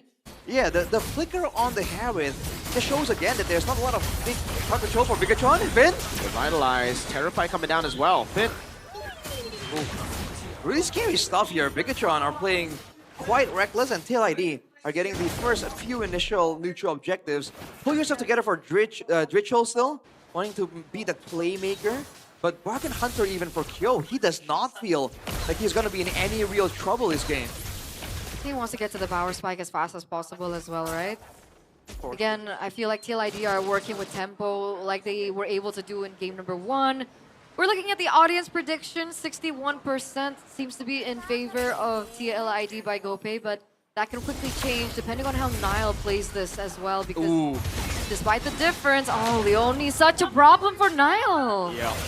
Oh, good damage back though. Leone just regens it back. But look at the difference in XP already. Nile still at 3, Kevin already at 4. It's rough right now because again, Leone, whenever he shows up, he can threaten a solo kill onto Nile in the early levels, and he can very much steal some of these minions. Shogun level 4. Yep. Not in trouble just yet. But there's no level 4 on Nile, so it's still TLID with the control. There's one green camp there for now to try and reach level 4, but TLID are already onto the turtle. They might have to give this. Leone steals his green camp. He doesn't. Now walks up right onto the turtle. He's getting caught by it. Oh, Aran steals it away. A disaster for BTR. Moreno able to flick around, now pops into RWM. Mr. 2 gets cooked by Shogun, and it's a double for Shogun. This time it's the turtle to TLID, but the bite to BTR. So essentially that was a 3-for-3. Who would it be like in favor of? I think it's in favor of Bigatron because again, TLID are the ones who want to be aggressive, who want to really push tempo, and they have been. But right there, I think they got overzealous after winning the initial fight. They really should have respected, again, that like there is fighting potential more so than the first game for Bigatron this time. Absolutely. I mean, we saw that come to play really, really quick. I mean, Aran had a really great initiation. Got a turtle as well. Yeah. Exactly.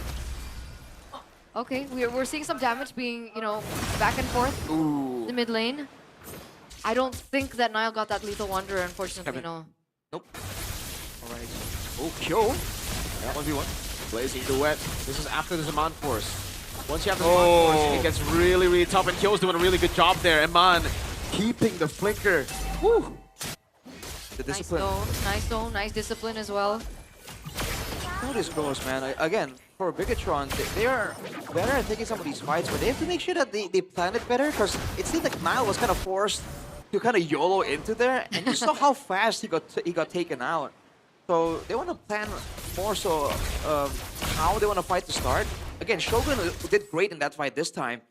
Maybe they can use him to kind of draw more attention away from Nile.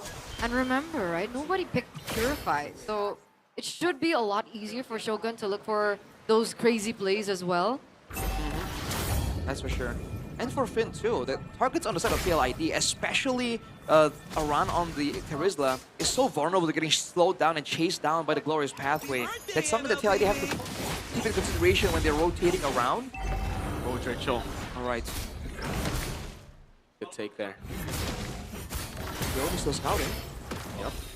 Shogun in position. Aran's doing a good job zoning. Now on the back line as Finn goes in. Now with the Glorious Pathway, but it gets cooked there. Again, pops in Revitalize, but it's the all-in from TLID.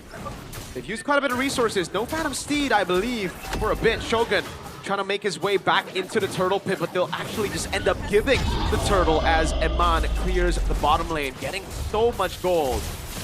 Dritchel was still holding on to the ult from Sora as well, so they didn't really take out all the resources. But BTR are also on damage control, right? Like Miracle mentioned earlier on, they're funneling resources into Eman. When that Swift Trinity hits, that's going to be something that they can work around. And they didn't force anything that was too crazy. Almost a solo kill. I thought Aran would flicker in. A Raging Sandstorm and a pick up in the end. They get a pick on Shogun. Yep, there you go. Too dangerous, man. I was gonna say, like, they're doing okay, they're giving gold to Eman, and Shogun's doing well this time, but TLID, they recognize that issue and immediately try and amend it. So far, this is still a very equal game. Despite the wins for Bigatron, it's still looking quite iffy. Yeah, I mean, it's only a 1,000 gold lead. Nile being cheeky against Kevin. They should still be able to defend that turret in the top side, but man, that really shocked me. Nile still gonna be able to get that camp as well. He's fine. He'll be okay. Yup. It's it's gonna get really tough, man. The Harith is scaling as well. Eman is scaling, but they have so many tanky boys and they have ways to deal with it. Again, there's been a combo for Bigatron by all means, but right now they need to be respectful of the fight potential of TLID. This is what happened in the previous game at like 7 or 8 minutes where the fighters really spike up. Bigatron went for big fights to try and maybe control the damage, and it didn't work out. They might want to be a bit more careful this time. Speaking of didn't work out, I mean, they wanted to trade for the bottom side turret. Kyo and Leonie were there, so they couldn't trade. And Aran was able to get that top side turret. So BTR, in terms of trading, not that great. It's the fighters and how safe they are, and also how fast they clear the lanes. You know, Bigatron, they can't really match up to it just yet. The third turtle, though, Bigatron are kind of grouping around again. All this time, it hasn't really worked out. What does Gricho have right now? Okay, it's still Sora, yeah? Oh yeah. My lord. RWM, but the combo, the Blazing Duet as well! But look at the combo back from TLID! And Monk on the back line now is going to be Dritcho looking for the play. Pops into Flicker and also goes to the air, but Moreno's still able to survive. Look at the damage! Dritcho picks up a double! Looking for the next kill over on Eman under the turret! The glowing one! Oh my lord, Eman lives with a sliver of health! 2-4-3 trade, they pick up the turtle, and they also pick up a turret at the very end. That was so close. Luckily, Eman didn't get taken down. Otherwise, it could have been a little bit worse for BTR. Look at their heart rates, 152 for Leonie from that team fight. Kyo as well, 150. Calm down, boys. Calm down, boys. I want to see Dritchels, man, because like that was all Dritchel, dude. The fight looked lost, and he just immediately made the play, evened it out, and then dove in to equalize afterwards. This guy is an absolute menace. And he was very, very patient with it as well, right? He could have used either or, ended up using lightning, or is it thunder? But the damage after that, the way that he waited to use the IMU, that was great. That was amazing stuff from Grichel. Right. The game's gonna slow down a bit more. Queen's Wings for Aran, so he's just doing frontline stuff. Good on him. I was surprised that Nile was doing quite a bit of damage there to Leonie and Kevin as well. So despite the fact that the team really isn't doing so hard, he's still keeping up here in levels, and I believe in gold as well. He shouldn't be too far behind Kevin. He's actually caught up because in that previous turtle, he was actually a level below. So Nile, again, even since game 1, he was still able to keep up in terms of that XP gap and gold gap. That's what makes him really special. Because as this game gets longer, like it was supposed to be in game number 1, the fact that he's equal in levels with Kevin makes it more of a 50-50 when they want to take crucial objectives, and primarily the Lord. Oh, look at the Khalid. Whoa, this is a very deep move by Leonie. He might end up paying for it. No, he just walks away. All right, Leonie. Wait, I think his Pauldron popped though. He just bought that item, the Chastised Pauldron, and it popped, and that's a huge resource burnt out by Bigatron. Now Finn has the Pauldron. That might throw off the calculations for TLID. That might. Endless battle too for Nile. That true damage could be a way for them to outplay TL, but obviously this lead, it's actually not as big as you would think. Nile's ahead now in level. Wow, the side lanes. He's just been farming up a storm. That's why Shogun's so far behind. He's just been giving those side lanes, those resources over to Nile.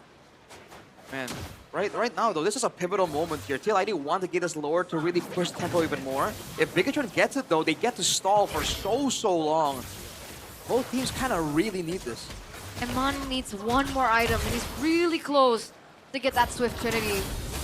What's the call now? Do TLID force this? Wave in the bottom lane is good for TL. I think they do. They gotta force this. I'm surprised Moreno isn't walking up and poking a bit more. He should be the guy doing this. Oh! Penalty zone with the Raging Sandstorm. It doesn't actually land. Eman's gonna go in now. Looking for some damage. That's Shogun to the back line, jumping in, but Eman has to back away. Zaman Force coming down as Kyo jumps into Moreno. But Kevin gets picked up suddenly. Shogun walks up. Oh, Dritcho! Takes the 2 frontliners back, but now gets caught with Blazing Duet from Eman! Flicker in over on Kyo! Eman gets a double! He's looking for the triple, but Aran denies it over. He goes for the swings back. Moreno taken out now with a shutdown, and all of a sudden, BTR have wiped the cavalry out. In the 10th minute of the game, BTR come back with what you think was TLID in that team fight leading. Every single member falls. And you were talking about that pivotal moment, and that pivotal moment really occurred for BTR. What a play! The flicker as well from Moreno to deny the pick from TLID. Everything just really happened so well. They coalesced with one another in that team fight. The replay here presented by the official gaming phone Infinix GT50 Pro. It's an engage onto the frontliners by Aran and Leone. That's already a huge resource burnt out. But Eman so far was kiting back. Kyo was right next to Eman and Moreno, and yet he seemed kind of lost there. And afterwards, Trishul tried his best. He really did, but he did not, again, get the full stacks on the shifting skies. He couldn't use the active component. Oh, Bigatron! Trishul, what? Nile on a killing spree! Right off the replay. BTR go and make a play. Now it's, Nile just styling across. They get the Holy Shield. They get Trishul. They're looking for a play for another turret siege, but they just can't do it, even without Trishul. Not right now. Trishul should be back up. Right. Came out of nowhere, and Bigatron pushing to the tempo once they do have it. A flank here by Leone though. Yeah, Phantom Steed come down now. Oh, Shogun with the walk-up, going for the damage, doesn't actually land it, it's a whiff. Aran goes to the penalty zone, now Finn with the glorious pathway, tries to run away, but he gets brought back by Kevin on the Steed. That's the chastised Boldra. Nile in the back line, looking for the puncture again, trying to out-damage him, a puncture back as BTR kite away. That's Kevin for Shogun. I think that's okay. I guess it would still be worth it for BTR, but it's not as bad for TLID because there's still some time until the next neutral objective spawns, right? He's up in 19. The next Lord happens at 77, but I gotta say, BTR, I mean, when we looked at the replay, I was like, this is Eman. He was so patient with the Blazing Duet. I think TLID miscalculated the damage. Didn't expect the Blazing Duet to come in that late, and that's how Kyo was taken out. But a little miscalculation again by BTR when they went in for that siege into the mid-side turret is also the fact that Kyo just finally picked up the Holy Crystal, so the damage is starting to ramp up for Kyo. Late game Harris definitely has some damage, but I feel like Bigatron kind of figured out how TLID is fighting. Because right there, that was a great move from Leone and Aran, I believe. They went for a flank. They got the stun onto Eman and effectively zoned him out from the fight completely. But afterwards, Bigatron were able to still find something in exchange.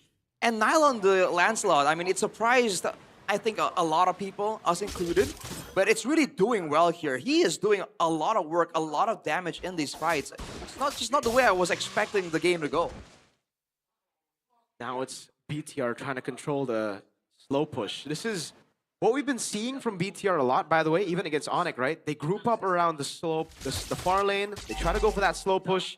They even fight around that slow push like it's an objective. And they've already cleared, so they cleared the minions, but left the cannons to actually hold up the wave. This great set from Bigatron. They should have this. That body of Smith working double time, man. Now TLID have really got to figure out how to control that bottom lane, and I don't think they have anyone to really clear it, unless they send both Leone and Kyo down, and that's gonna be a free Lord for BTR. Oh. That's a Raging Sandstorm that lands, but there's no combo. Shifting Skies coming down as Leone gets taken very low. Eman going for the damage, killing spree on him. He's in with the blade, Blazing Duet coming out, but it gets cancelled out. Oh! Phantom Execution! Oh! Thorn Rose catches him, now his Trishul seals away the Phantom Execution to escape. It's not enough, however, BTR! They've wiped TLID for the second time this game, and Nile, it seems like he cannot miss. Not on the Lancelot. It's a game 3-4s by BTR as they equalize in game number 2. 2 times really is the charm for BTR. 2 times wiped out. The second time he's picked up the Lancelot, and Nile really shows us how it's done. We were doubting it in the drafting phase. We didn't like the Lancelot pick too much, but Nile proves us wrong with his skills. I'm so impressed by BTR right now. Dude, like the targets for Nile weren't even easy targets, immobile targets. He just finds them, dude, again and again. The synergy with the team as well, knowing how the team is gonna force out those mobility, those movement abilities for Nile to come in for the cleanup. A great showing altogether, like S5 as a team for Bigatron, man. It really was. It really was. It was so close as well, right? I mean, it was so close until we got into the mid game, and then the fact that Niall was behind for the most parts of the early game in terms of level, he was still able to keep up like he was able to in the first game, and then suddenly he was a level ahead, and then he does this. Yeah. What? Man, it's also, I can't really blame TLID for going for that fight though, right? Because it's either they fight for Lord or they look for a team fight. That base turret in the bottom lane was gonna go. Like, if they hesitated, it would have been cooked anyways. Yeah. That's true. You can say that maybe Leone could have engaged like better onto like more ideal targets, but he popped the conceal, he popped the flicker. That's the best that he could get in that situation, you know? Pikachu were playing it well, right? Even before, in the pivotal Lord fight we were talking about, right? You can see the frustration building for TLID. They're trying to get something, get someone, and eventually Aran and Leone jumped on the front lines because Pikachu were not giving them any easy targets. And then there was no Stuff. follow-up. Not enough, yeah. I'm glad the Yisun Shin was banned. Because I don't think Eman would have been able to pull that with a Yisun Shin. Yeah, that's true. That's fair, that's fair. It was that first team fight. I don't remember when that was. When I was like, damn. That first Eman. wipeout? Yeah, yeah. Was Eman that the did first that. Lord? The First Lord, right, I think? Yeah, first Lord. 10 something minutes? Yeah. Presumably. The double kill for Eman, flickered on Kyo, that one, right? Yeah. Yeah. That both wipeouts were satisfying as heck. Even as a cavalry, I was like, that's how it's done. You still have proud a of very good Niall. jacket though. Jacket We gap. do. We Got really a do. Good drip. TLID got good drip. So, Kodan, anyway, We're crucial kinda cold moment. here. Was this the first wipeout that we were? Yeah, this is the first wipeout. Eman, very patient, Eman, man. and then he flickers What a play. blazing duet onto Kyo, and then it's GG. No damage dealer. If he leaves, I leave. What? What? Man, I think it's also the lack of crowd control because for the most part, the moment Niall and Eman have some really solid damage, there was nothing to really stop them, right? What are you gonna do? Sit one-man Raging Sandstorm? Nah, Right? cannot, There yeah. wasn't enough threat. He couldn't be contained. You can't contain the Nalsalot. All right. Oh, the Nalsalot. And that's why he deserves the player of the game, presented to you by the official gaming phone Infinix GT50 Pro. Niall. I talked a lot about him already. You want to talk about him? I did not see the vision. I can't believe he pulled it off and made it look so effortless. Initially, I mean, look at him. Man was struggling. But I guess early on, right, with the items, it was TLID, playing it defensive, right? Pikachu were moving into the penalty zone, into Raging Sandstorm, and that's why it didn't really seem as good. They were moving into the Shifting Skies as well. The moment there's enough damage on Marino, Eman, and Niall, though, that's where TLID had to move backwards. And you can see even Gritchel, the guy that I think saved this team fight, right? He wasn't really able to turn it around the moment that he was the one getting targeted. He was able to do this here with the stolen Shifting Skies. Oh my lord. Because all the damage was expended onto Aran, onto Leone. But afterwards, I mean, look at Gritchel here. He still has the Shifting Skies, but he could not have the same impact. Yeah. This team fight again, man. The way they played it out, they just waited for all the resources, and then Eman decided, all right, it's time. The Red Raider, man. He knows when it's time to raid. I guess in the end, that Claude pick was super valuable with the AoE, allows them to out-damage. And this was the play, by the way. They zoned out Eman completely. He wasn't in the fight. And somehow, Finn and Niall, right? Don't make it easy. Don't give any easy pickoffs for TLID. This was the final fight, I believe. A valiant effort, but not quite enough. That cancel man. was beautiful, though. But yes, Look at that. Niall, yes. Oh, boom. The Kyo got Boom, boom. deleted straight up. So good. He So did. good. That's fine. why he won Flicker, and it still didn't save him in the end. Yeah, the Lancelot is a pretty good pick against the Harith, right? Because, again, you're able to kill him without being targeted. You're able to jump on him, deal damage to him without being targeted. the reason the Harith is able to beat a lot of assassins is you're still able to hit the guy. You can get the chrono dash constantly with the Zaman Force. But when you're untargetable, the guy's just sitting there like, hey, sir, when is it my turn to hit? When is it my turn to get shields? Makes sense. And then he's dead by the time the last basic attack comes in. With the endless battle, true damage too. That's weird. Like, funny enough, by the way, like there was this whole roam duel in the first game. In game number 2, you can see a bit of that difference here. Yes, Finn doesn't have the big stun, but that Law and Order, right? That targeted stun is enough to really discourage Kevin, Dritchel, and Kyo from moving up. Because in the late game, when that happens, right, Iman shreds you down, the Eve outputs some damage. Whereas for Leone, the guy that was doing so well in game number 1, he couldn't do much, right? Because he is locked to just using that big AoE. And Pikachu just played around it.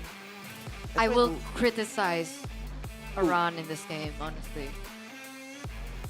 I know it's easier said than done, but most of his penalty zones were targeted on like the non-core members of BTR. I feel like it would be different if he could catch, like, let's say Eman, because technically Eman didn't bring Purify, he brought Flicker. I can agree in a way, because there was that one fight where Moreno got a full channel rearward manipulation. I feel like that was the factor that lost them the fight. Exactly. The Eman Blazing Duet, yes, great, but that rearward manipulation was channeled onto like 2 or 3 members like the whole time. And they were fighting within the box. But I do feel like that was the idea for TLID though. They jump in with a run, doing damage to the front lines, and then using the Revenge Strike, you know, that deals damage afterwards, corresponding to how much HP you've lost. You know? You use it in combination with Dritchel's and Kevin's damage, and you can get some really good secures. He has the highest damage delta actually in this game. But if they wanted to do that, then they should have picked up the Claude. But it was picked Red 3. Exactly. Red That's 4. why I feel like in the drafting second phase, it was weird. Yeah, there could be tweaks there, but I think for TLID that was the choice they went with, right? There were other possible alternatives, but they thought they could win with this strat. And credit to them, initially it seemed to be doing really, really well. Yeah. But unfortunately, they just lacked the same kind of catch. You know, in game 1 they had Dritchel on the Eve. You can use your ulti to catch people. You have stuns, you have slows. In this game, it's Raging Sandstorm penalty zone. It's very telegraphed, and Bigatron were just able to have a better time avoiding all the catches. W Red Robots, man, game 2, man. Game 2 was a solid performance. Performance. They went for comfort. They went for heroes that they know they would perform on. And I like the adaptation of, all right, you know what? We've lost the early game. Don't force out these objectives. Don't force out just going for random fights. Instead, Shogun's like, all right, I'm going to take a back seat here. Now, go and take the resources. I'll be fine 2 levels down. I'm only looking for that shifting skies, right? But you, my guy, if you're down 2 levels against a Leomord, you're cooked. On top of that, the itemization from Finn as well. Like, he got the Pauldron the same time that Leone did, and then he went for an Athena. Because he understands that, okay, Kevin does damage, Leone does damage around 2. But realistically, right, in a fight or in a burst scenario, when he gets caught by a big stun, it's going to be Valentina and Harith. So having your gold lane and mid lane do the same type of damage, you're seeing a bit of the weakness of that at play here. Yeah. Gotta say though, that Kylo's pick set it up very, very well too. The boys are doing really good. Physical damage is what Sora does. That's very important to know because damage to my heart. Because the Valentina mid isn't the best way to deal with it. The Valentina XP is because you're able to build, well, not physical, but tanky. Yes. So it's good for both. But when you're building magic damage, you go in with the damage form of Sora and you get shredded. Yes. So you have to go for the initial burst. So with that, before we get to the final game of this best of 3 series, we're gonna throw it over to Alyssa for a quick report. Wow, luar biasa sekali ya spirit antara The Calvaries dan juga Big Troopers yang menantikan tim mereka, di mana mereka akhirnya mendapatkan 1-1 dan kayaknya tidak akan bisa membiarkan match kali ini berlalu dengan begitu mudahnya untuk tim Liquid Indonesia karena perlawanan bisa kita saksikan dari Bigetron. Nah, tapi tentu saja kalau lagi break kayak gini kayaknya kita gangguin yang lagi MPL date kali ya kesini. Udah ada di sebelah Alisa nih, udah pakai baju matching-matchingnya, kita boleh berdiri dulu nggak sih? Kenal dulu namanya siapa ini? Dari Big Troopers. Namanya Naya, Kak. Naya membawa siapa di sini? Pacar aku. Sama Ayang. Ayang namanya siapa Ayang? Dika. Dika. Naya dan Dika ini kalian dari mana? Aku dari sini, Jakarta. Dari Jakarta. Kalau Dika juga? Dari Sidoarjo. Dari Sidoarjo. Ini apakah LDR begitu kalian berdua? LDR. LDR. Ini pertama kali ke MPL Arena? Iya, pertama kali kalau saya. Gimana kesan-kesannya nih ke MPL Arena pertama kali? Seru banget, rame. Seru, rame. Kalian tapi pendukung Biget Troopers atau bukan nih? Ada sama Ipos, cuman kehabisan tiket. Kehabisan tiket, jadi nontonnya yang match pertama ya. Kalau dari Naya sendiri, Bigetron? Aku dukung yang jago banget. Lagi ngeliat TLID sama AE. Oh, lagi ngeliat TLID. Kenapa? Kenapa TLID? Aran jago banget. Aran jago banget. Terus tadi kamu melihat permainannya seperti apa? Tadi pakai Freya bagus banget, langsung all in ke rumput, kena semua, ada rame tadi pas lagi Warlord. Itu keren banget. Keren banget ya, tapi sayang banget kenapa game keduanya menurut kamu bisa kalah? Kenapa nggak 2-0 nih hari ini? Freya-nya Aran di ban. Jadi kita lihat game ketiga nanti seperti apa ya. Tapi kalian berdua memang menentukan pertemuan LDR-nya di MPL Arena apa bagaimana ini? Ya ngajak. Ya, pokoknya idenya Naya ya. Aku boleh gak sih minta pesan-pesan deh buat Aran sama tim Liquid Indonesia buat bisa bounce back nih di game ketiga. Semangat Aran, semangat Shogun. Apa yang mau kamu sampaikan nih Kak? Mungkin buat tim Liquid Indonesia atau buat Bigetron? Kasih Nail Assassin. Nail Assassin, oke. Chemistry level kita akan coba dulu kalian seberapa APP-nya di MPL. Kalau nanti bagus chemistry-nya mungkin kita kasih merchandise by Toda Gaming ya. Kalau gitu boleh dong dikasih love-love-nya dulu nih. Love-love-nya ke kamera, silahkan. APP, boleh dong lebih gede lagi love-nya gak sih? Pose. Nah, gitu kan gemasnya kan. Oke, kita lihat apakah ada love. Wow, 100% ya. Ini kita kasih ada merchandise dari Toda Gaming. Boleh dong di unboxing dikasih lihat nih ke para penonton ya. Karena pengen juga datang ke MPL Arena langsung untuk menyaksikan begitu banyak pertandingan yang seru. Wow, dapat t-shirt dan juga kayaknya dapat topinya nih dari Toda Gaming. Wah, boleh dong langsung dipakai nggak sih topi MPL? Ini aku pegangin. Nah, boleh dikasih lihat nih. Wow, boleh dibuka dong dikasih lihat nih ke para fans yang ada di rumah biar pada ngiri dan langsung datang nonton ya walaupun kehabisan tiket buat match derby klasik nanti. Wow, very cool. Boleh dong kasih terima kasih Toda Gaming. Makasih Todak langgar. Wow, thank you so much ya. Enjoy Naya, Dika. Dan kita akan cari-cari lagi pasangan-pasangan berikutnya yang akan kita ganggu sebagai orang ketiga hari ini ya. Assalamualaikum, permisi. Boleh gak sih berdiri dulu nih temenin Alisa? Ya di sini ada couple lagi ya. Kalau yang tadi pacaran, apakah yang ini sudah berumah tangga gitu? Suami istri, alhamdulillah yang ini udah halal ya. Namanya siapa nih Kak? Nisa. Nabil. Oke, Kak Nisa dan Kak Nabil, kalian berdua apakah Biget Troopers atau justru mendukung tim lain? Aku sebenarnya nggak ngerti. Pertama kali kesini. Kamu pasti diajakin suami kamu kan? Nah, Mas suami, kamu dukung siapa nih? Kalau game kayak saat ini BTR. BTR. Kenapa kamu mendukungnya berdasarkan game atau emang dari dulu Biget Troopers sebenarnya? Berdasarkan game sih. Pengennya kan kalau tim Liquid saat ini lagi kuat-kuatnya, tapi pengennya biar persaingan lebih seringit aja gitu. Jadi tuh, wow menarik sekali. Kalau begitu menurut analisis dari kakak sendiri nih, kenapa kira-kira BTR baru bisa menang di game kedua? Baru dikasih Assassin Nail-nya. Assassin Nail itu yang jadi tonggak utamanya ya, kenapa kira bisa menang. Tapi kalau di game ketiga, menurut kamu apa yang perlu dikuatin lagi dari BTR untuk bisa memenangkan match kali ini? Jangan ragu lah ngasih Assassin buat Nail. Top soalnya deh. Ini udah 2 orang loh yang ngomong ya. Kita akan lihat di game ketiga terwujud apa enggak. Kalau gitu pesan-pesan semangat nggak sih buat Bigetron? Bigetron maju terus, kalahkan tim Liquid saat ini ya.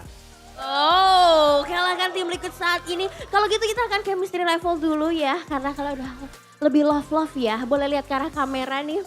Mantan Kak. Oh iya, mereka dari Oh jadi jauh-jauh ini bukan dari Jakarta? Enggak, kami dari Kalimantan. Kalimantan mana nih kalau boleh tahu? Selatan. Kalimantan Selatan. Wow, Kalimantan Selatan. Di sini ada lagi yang dari Kalimantan Selatan mungkin ada. Oh rame. Oh Big Troopers rame ya memang. Ini memang jauh-jauh untuk nonton. Ini pertama kali datang ke MPL Arena. Langsung ke sini. Wow, jadi impressionnya gimana nih Kak? Seru banget kalau buat di sini. Nextnya kalau ada ke Jakarta lagi dan ada event MPL mungkin langsung sekalian nonton. Disempatkan tuh. Langsung datang ya. Ada nggak sih pesan-pesan buat teman-teman di Kalimantan buat datang juga ajakin dong ke MPL Arena? Teman-teman Kalimantan kalau main ke Jakarta dan ada lagi event jadwal MPL, nontonlah. Kalah seru dibandingkan nonton di YouTube ya. Harus langsung datang ya ke MPL Arena, luar biasa sekali. Kalau gitu kita coba dulu ya chemistry levelnya. Boleh love-love-nya ke kamera, Apipinya. Apipi. Bisa lebih gede lagi, bisa lebih love lagi. Lebih kiowo lagi, nah gemas sekali ya. Ini sudah kita dapatkan 100% chemistry level. Boleh diambil, boleh dikasih lihat gak sih dapat apa dari Toda Gaming. Karena kita pengen tahu juga, siapa tahu teman-teman yang di Kalimantan Selatan bakal datang. Kalimantan Selatannya di mana Kak? Kota apa? Banjarmasin. Banjarmasinnya, luar biasa. Kawan-kawan Banjarmasin ya, jangan lupa datang. Ada salam-salam gak nih buat warga Banjarmasin nih? Buat anak-anakku, tonton bunda sama ayah. Anak-anak yang ditinggal di rumah ya, ini bunda ayah dapat hadiah nanti buat kalian ya. Boleh dikasih lihat lagi, nah topi-topinya boleh dipakai loh kalau mau dipakai ya juga. Wow, boleh dong kita ucapin terima kasih dulu buat Toda Gaming. Terima kasih buat Todak. Jangan jera untuk terus jadi sponsor untuk MPL Indonesia. Terima kasih. Thank you so much kakak, enjoy ya MPL Arena. Dan kayaknya kita akan melihat lagi di game selanjutnya apakah ada yang menarik, apakah akan diberikan lagi assassin untuk Nail ataupun Freya yang akan diberikan pada Aran. So kita akan lihat ke para caster, silakan caster take it over.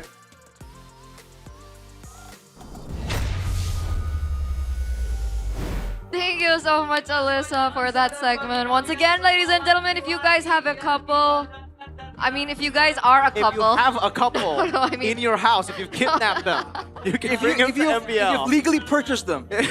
Oh, if you have a couple of shoes, a couple of Infinix phones. If you are a couple. If you are a couple. If you have a boyfriend or a girlfriend, bring them over to the MPL Arena. You guys can get free stuff from Todak. You guys get to be cultured by Todak. Especially if you have an Infinix phone. Why? Because then you can sit in the Infinix cam zone. Not the Infinix zone cam, Infinix cam zone. Is it the zone cam? Because like it's the That's what I'm trying to say, On but the zone. I agree.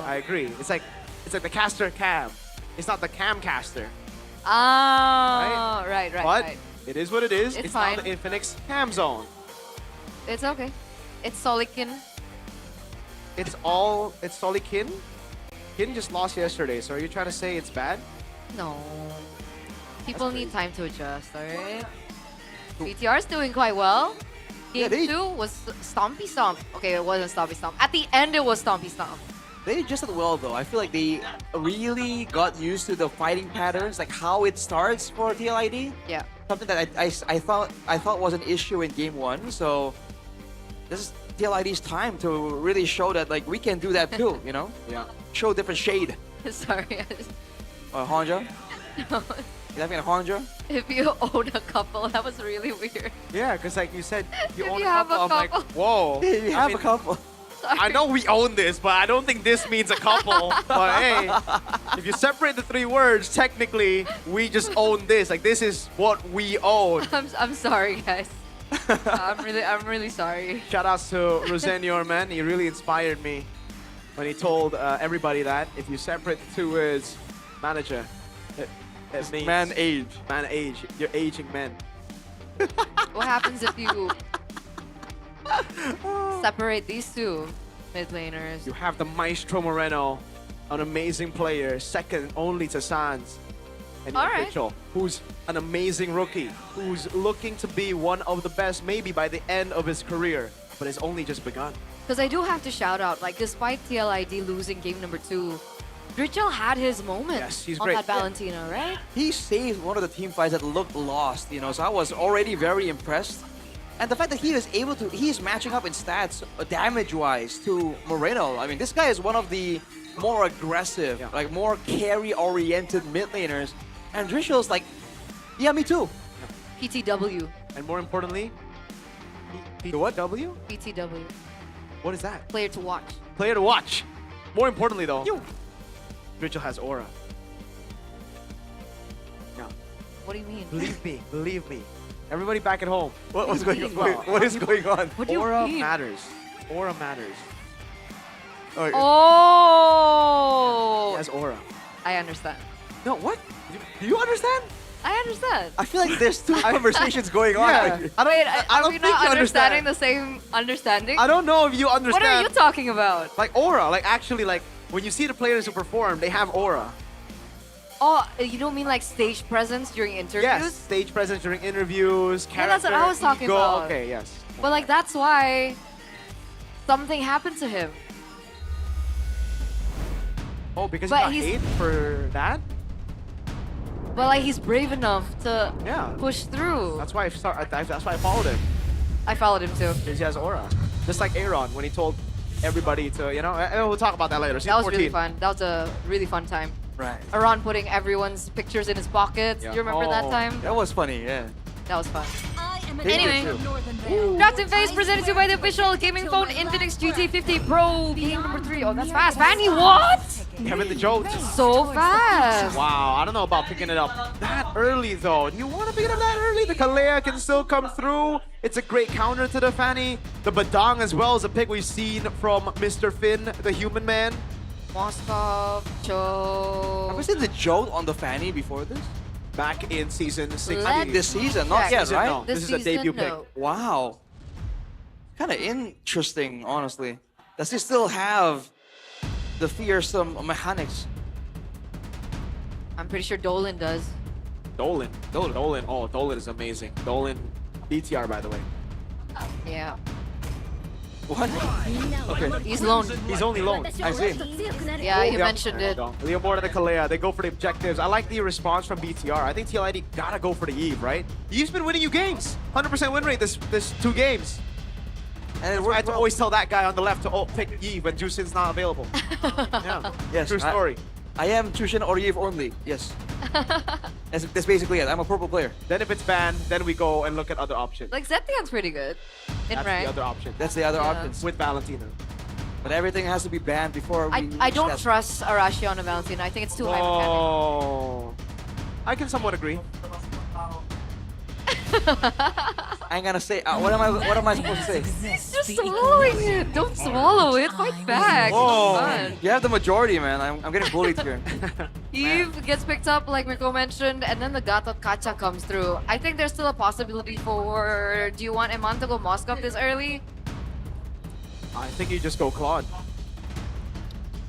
Do they have to show the Yeah? gold laners this early? I guess so. I feel like it's going to be banned the second phase. Yeah. Save the mid laner. There's a lot of good picks for Moreno. You can even go Lunox, I think, if you really want to. It's safe. Nah, actually, never mind. I can see Eve. Never mind. But you can dash. Yeah, but you get bullied hard, level 1 to 3. You're Oh, not gonna in participate the- in the first fight. In the team fight. In the laning phase, sorry. They might just go for like a card control oriented type of deal. Because like Kalea Leomord already, Moscow. Okay, wow. They go straight for like the traditional counters. I just don't expect this because it's BTR. They usually go for more bombastic picks. Bombastic. Side eye. Okay, interesting. I like it. This is what I would go for, but I didn't expect BTR to go, okay, Airpong, Theo Nile, alright, I see you. Are you in communication with them? Shh. Like they hear your voice on stage? That's kind of creepy. You'll never know. Never know. Okay, second phase bans. Huh. What's the counter to Moskov in lane? There's no real counter. There's only heroes that can rotate. There's no real counter. It's one of the best weak sides, just like Claude. So maybe you ban the Claude. Oh, but they banned the Harith. Okay, so that means they don't want the Farsa. Because I thought for sure BTR would want the Farsa for Moreno. Huh. With a Kalea already, right? It makes sense to have someone to combo with the Kalea, burst damage. Yeah, okay. But okay, with the Herald maybe they're looking for something else in mid. Maybe they're looking just for Valen in mid? They can go Zetian as well. Oh, Zetian Alice would be a really good two last picks. They gotta respect the Alice, by the way, for TLID. They can pick it up. That's a combo wombo. Yes. Valentine Very gets good read combo. out though. Alice Yi Fanny. Could be the... There you go. That's the Claude. All right. Right, so no. Gold laners are... Zetian next. Is there room for like a fighter gold lane? Who? Is there a room for a fighter in the gold lane I right here? don't think so for TLID. If they wanted to fight a gold lane, I think they needed a Kimmy or maybe Yisun Chinflex. Because I think they want to have some safety against the pickoff game maybe from Zeta Bigatron. I think for sure they want some more damage here because against a Kalea that can heal the whole team, right? Sustain has been a big part of how these two teams have been winning in game 1 and 2. Especially how they've been like brawling a lot, right? A lot of skirmishes. Should have revitalized for TLID on the Gatot, so Bigatron might want to match that. Farsa, yeah. Yeah, that's a better ban. Knowing Moreno. So he's going to have to pick something very different. I think pick up the Alice first, no? But then there's going to be a carry. But if you don't pick up the Alice will show up on the left. Oh, man. So people haven't really been picking the Uranus as much, huh? No. I'm just afraid if they go for Alice for the laning phase against Aran. But Alice doesn't really lose out to... Anyone? No. The CC, I guess. But not even. Not really. I don't think they will go CC though, yeah? TLID right now, Yeah, especially exactly. with the Fanny in the jungle. Maybe they could go Arlen. Yeah. Not a lot of combos there, though. But this heart remains Wow. steadfast. They just really like the Sora. 3 games. Shogun's going to be on the Sora. I mean, TLID can still go Valen.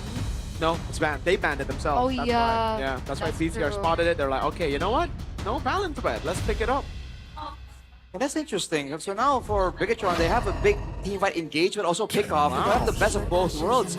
Back onto the Terizla and a carry.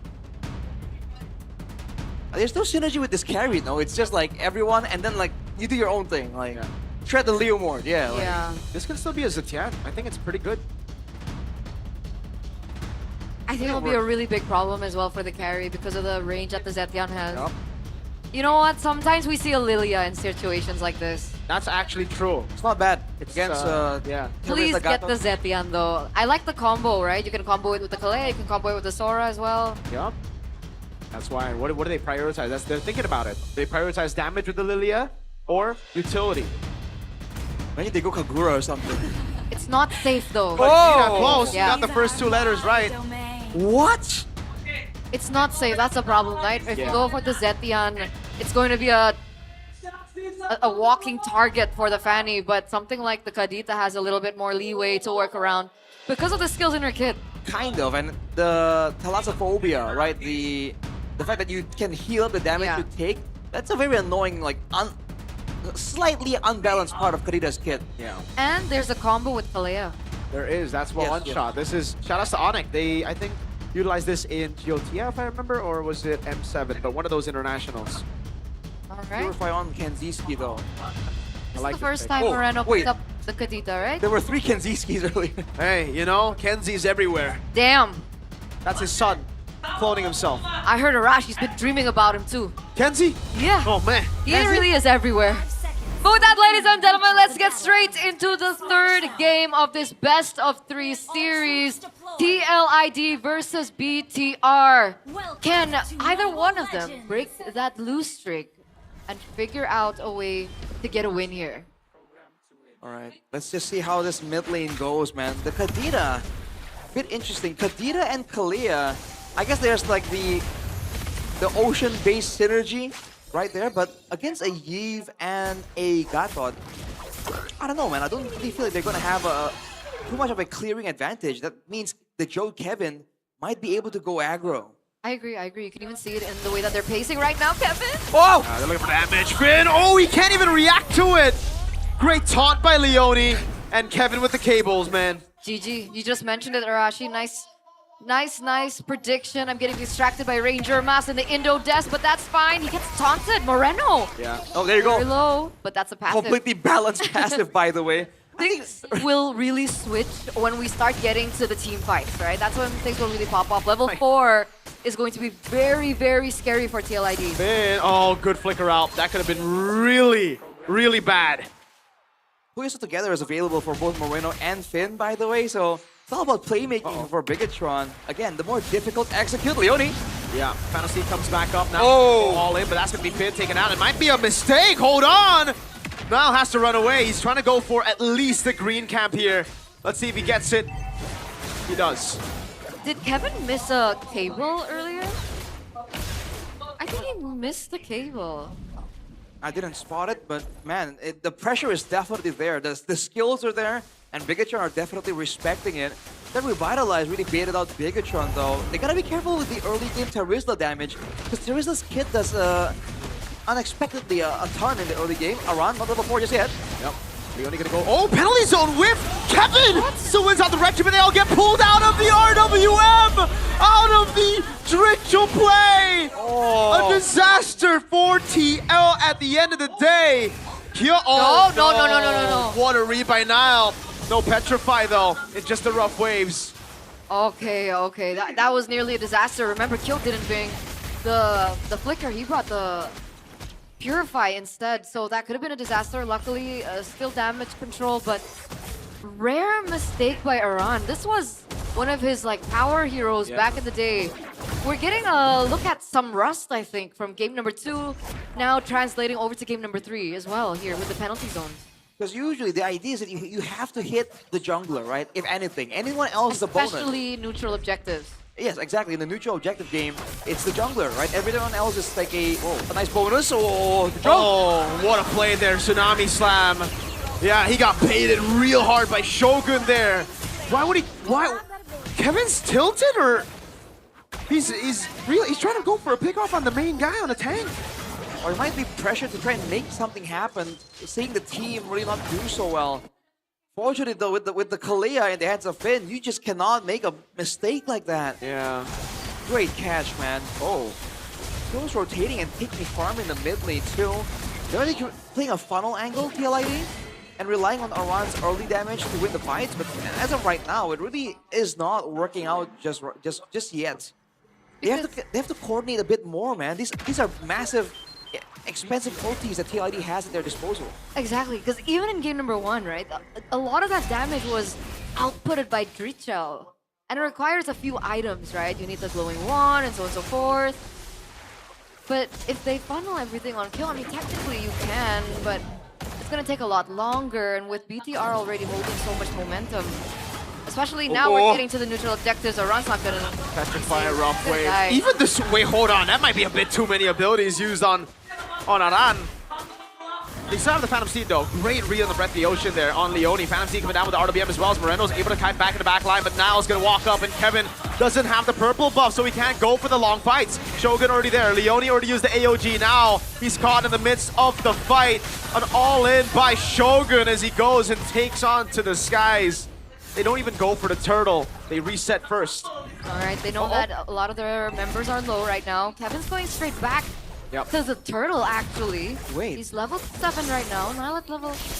Oh, interesting. BTR just letting it go like that? They have no resources to play.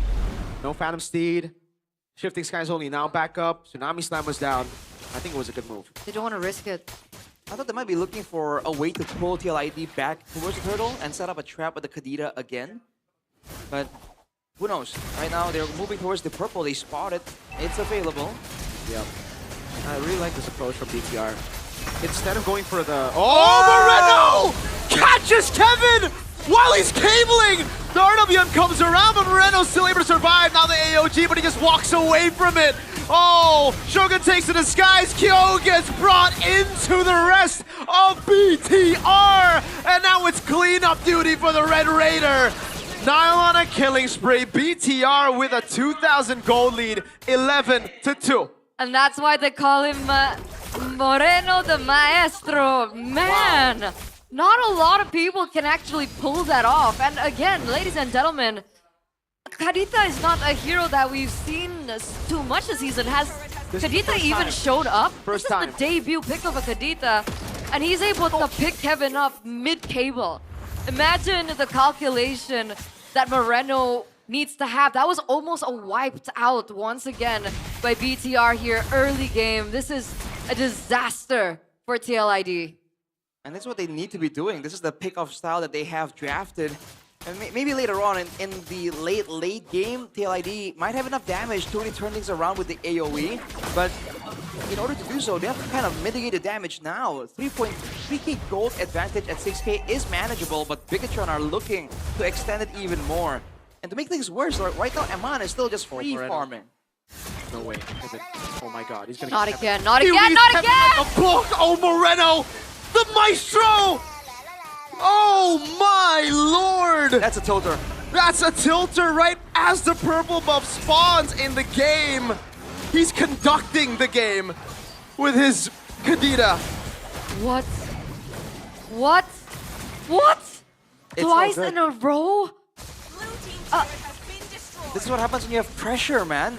Moreno does not need to be in the lane. Let someone else clear the lane, get the gold. Moreno is looking for bodies. As long as laning phase is over, it's Kadita time. Niall is level 11 compared to Kevin. That's a 3 level XP lead. They can't get objectives. What do they do? He's trying to bail out the AOG. And Man can even 1v1 now. Finn's gonna be looking for the play as well as Niall gets away. Penalty zone locks him down with the AOG. Shogun shifting skies. Double taunt coming down. That's a big shutdown as Shogun has to flicker out. Moreno doing some damage, but you have to be careful because BTR, the Bigot choke can always come through. Man, that's two ultimates, 2 battle spells to pick up one guy. Like, notice the difference in like how much needs to be expended to really get a pickoff. 80 seconds to go, and right now it's because of that, there's more macro available, right, for TLID. They don't really have to be anywhere. But look at Moreno, man. This guy's trying to read through. He's seeing patterns that isn't visible to the naked eye. Yeah. That's what we were talking in the Keys to Victory, right? Yep. Farming pattern. Joe's farming pattern, easily readable. Look at that, look at that. He's waiting on the purple buff. Oh no! Kevin. Oh, someone help him out! Once again, right? Oh! Oh, Okay, Kevin! missed it, Wait, missed it. he's baited out the Petri! He's not gonna go in. Rough waves. TLID on the chase. Moreno gets away through the top lane. McKill. Oh, the rest of the team! They're coming through as well. The AOG was used defensively. Purple buff. Where does it go? The SOD lands. Kevin gets the purple. And BTR lose out on a lot of resources. No flicker on Finn. No Petri on Moreno. They do have time, but I guess 78 seconds compared to the Lord that's going to be spawning in 24. I guess they got to buy time. Do they want to wait? I think they need to in order for them to look for maybe a wombo combo, a pickoff, or maybe Moreno can find something cheeky. Only 20 seconds left for his spell to spawn in. And look at the itemization he's went for. Very aggressive, very penitent. He has the Genius Wand and the Divine Glaive as well. That's the way to go there. With that kind of build, you can one-shot even the tankiest members of TLID. So no one really is safe. But look at this though. There's a push advantage on the top lane, but due to the pick of threat, because they have no idea where Moreno was, they're forced to respect it and back away. It's only a 3k gold lead, man. If TLID can get a big moment here, oof, it's gonna be massive. And this is a bold move by Kevin to be clearing solo. And the Lord Death begins. The wave is a toss-up in the top lane. It might go either way. Kevin is catching up, right? He's level 12 now. It was a 3-level gap. Now he's 1 behind. Problem is, okay, I was about to say Eman got the Swift Trinity, but Kyo hasn't. Now Kyo has a Swift Trinity, and it looks like Kevin is trying to control that far lane. So now BTR are going to be losing a tower on that top side. Finn can't go for Tsunami's time though, right? Good spacing by Aran. Finn has to flicker out. That's going to the penalty zone coming down. And Shogun pops in, shifting skies, gets him out. That's a red tree win for Niall as he pulls in through her. Aran's going to get taken out. Kyo still doing damage. Now Finn walks up as well. But Kyo can't shred him down. It's just Niall for 2 and a Lord. Yeah, completely worth it for BTR, I would say. I think he already wanted to get the... Oh, Kevin? Okay. What do you want to do, Kevin? Come, chill. It's too dangerous. Yeah. I think usually, if he hasn't been picked up twice by Moreno, he might have gone for something there. But because of the pressure, the fact that he has some trauma there from being picked off, the gold lead shrank here for Bigatron. So right now, without Nile, there can be a moment here for TLID to find something. But their siege, by all means, is still pretty good. 2 big AoE abilities to discourage a dive, and a Yeve and a carry. They can clear Lord fast, they can clear waves fast as well. By the way, everyone from TLID they're functioning on high cortisol except for Kevin. Kevin's just a joke, bro. He's at 90 and everyone else is above 130. Look at around 132. I mean, Ranger must yell it out. The Jot! Earlier. Unfit. Dude, he's still 80, 90. That's normal. Interesting. Moreno at 60 as well. Calm, cool, collected. Good Lord clear right here. The protection of the base will still be available for TLID to make use of. Man, it's so scary right now because of the plays we've seen from both teams. Even when there's an advantage or a momentum shift, you don't really feel like the game is sold at all. And Mon got wind of nature though, so if Kevin's looking for a cheeky play, I think it'll be a little bit more difficult for him to get there. I think it's got to be on Richel, but how do they find like a proper positioning? I mean, look at how BTR is spacing right now. Eyes on Aran. Rectory. Oh, Kevin gets it! RWM. And a Spear of Misery. That's it. Nice. Right. Back to the waiting game. By the way, Leone has went for the Radiant Armor, which is the common option, but I felt like, especially in this game against Moreno, Athena would have at least guaranteed that he could do something and not get immediately picked off. We'll see how that plays out later on. He's going for Dominance Ice as well. And with the Wind of Nature completed for both gold laners, in a sense, it favors Kyo because he does true damage. But we'll have to wait and see, man. Bigatron are the ones with the proactive composition. But TLA are struggling so hard to move into areas of the jungle. Yeah, they don't want to make the same mistake. Poor Kevin, right? He's at 0 for 2. Both of them were back-to-back shots, one-shots from Moreno. But Moreno's also spacing a little bit more safer this time. Not as aggressive, not as dominant into the enemy jungle. At least now he's caught up as far as like the gold. He's going for the brute force as well for a bit more security. Don't want to be going glass cannon against all this damage. And look at this now, Eman already pushing on the far side. Kevin's gonna try and clear. And technically Bigatron don't really have Shred. That's the matchup right now. A split between the Fanny and the Moscow. But last time when Kevin did this, he was late. Moreno. Yeah. What is he looking for? He's looking for Kevin. He won't be able to get it. Oh my god, this time it's been. They're gonna try to conceal. They're trying to flank together. The Lord's so low. And Mount's on it. Now gonna go for the red tree. Will be reminded now. Oh, Kevin gets caught by the Tsunami Slap in! Again, that flank comes around. Around penalty zone cancelled. Eman dodges away from it. The RWM, but Moreno's able to get out. Kyo doing damage, massive damage. He shuts Moreno down. Eman tries to go for the stun. Tries to go for the pin with the Spear of Misery. That was just so brilliant. That was just so intelligent by BTR. That was a double L for TLID. They lost the buff. I guess they wanted to just give it over the Lord in trade of the buff, but even that didn't work out in their favor, and so they had to lose Kevin. They lost the neutral objective as well, but there was a little bit of a trade-off, right? Moreno gets shut down, and particularly shut down by Kevin, so that's a little bit more economy for Kyo to work with. By Kyo. Huh? By Kyo, shut down by Kyo. Yeah. I said Kevin earlier. Oh, I meant Kyo. Kyo. But Kyo is only one item away from a full build, so I guess the shutdown is great, but soon that gold might not really make a huge difference. Yeah. Base defense right here. I don't think Bigatron can risk going into the base without a really good pick-up or setup. No good. Oh, he finds Kevin! Kevin gets away, but now it's going to be, a desperate penalty zone. Eman gets away. Leone has to AOG defensively. The RWM still there. The damage comes through, but a Tsunami Slap knocks him out. And he gets shredded down with a Petrify, and the rest of the team 3v5. A few resources burnt, but Moreno has kept the rough waves. If they don't end the game, they'll at least get 3 base turrets, and TLID cannot walk up. Not against this dive, not against this threat, not against the Phantom Steed that Nile has. Leone, no AOG. He's trying to hold down the waves. The breath of the ocean zones him in the backline, and Leone will fall to Nile. Eman walks up to purify out the Wind of Nature as well, but Bigatron completes the reverse sweep. Oh, spicy by Nile. Whoa, whoa! We see a little bit of taunting up on stage, and that's the Nile that we know and love. I wonder what happened. Maybe after game one, maybe there were some taunts after game one. We're not sure, but there you have it, ladies and gentlemen. VTR reverse sweep, like Mirko mentioned earlier on, and unfortunately, TLID will have to suffer yet another loss. The first one was up against Geek Fam, and now BTR will be the second team to put them on a loose streak of their own. And you're here in are we week 4 or week 3? Week 4. All right, everyone's voting. Week 4. Everyone's not listening to me. Yes, sir. Week 4. Week 4, right? Yeah, week 4. Oh boy, Spicy stuff. man, you feel kind of bad for TLID, man. They had plans, but Bigatron said like, we don't care what your plans are. We're gonna execute our own thing. We're gonna do our own thing. And they really did. They saw through all the moves from TLID. The fact that Nile is being so vocal on stage right now does not do anyone any favors. Oh boy.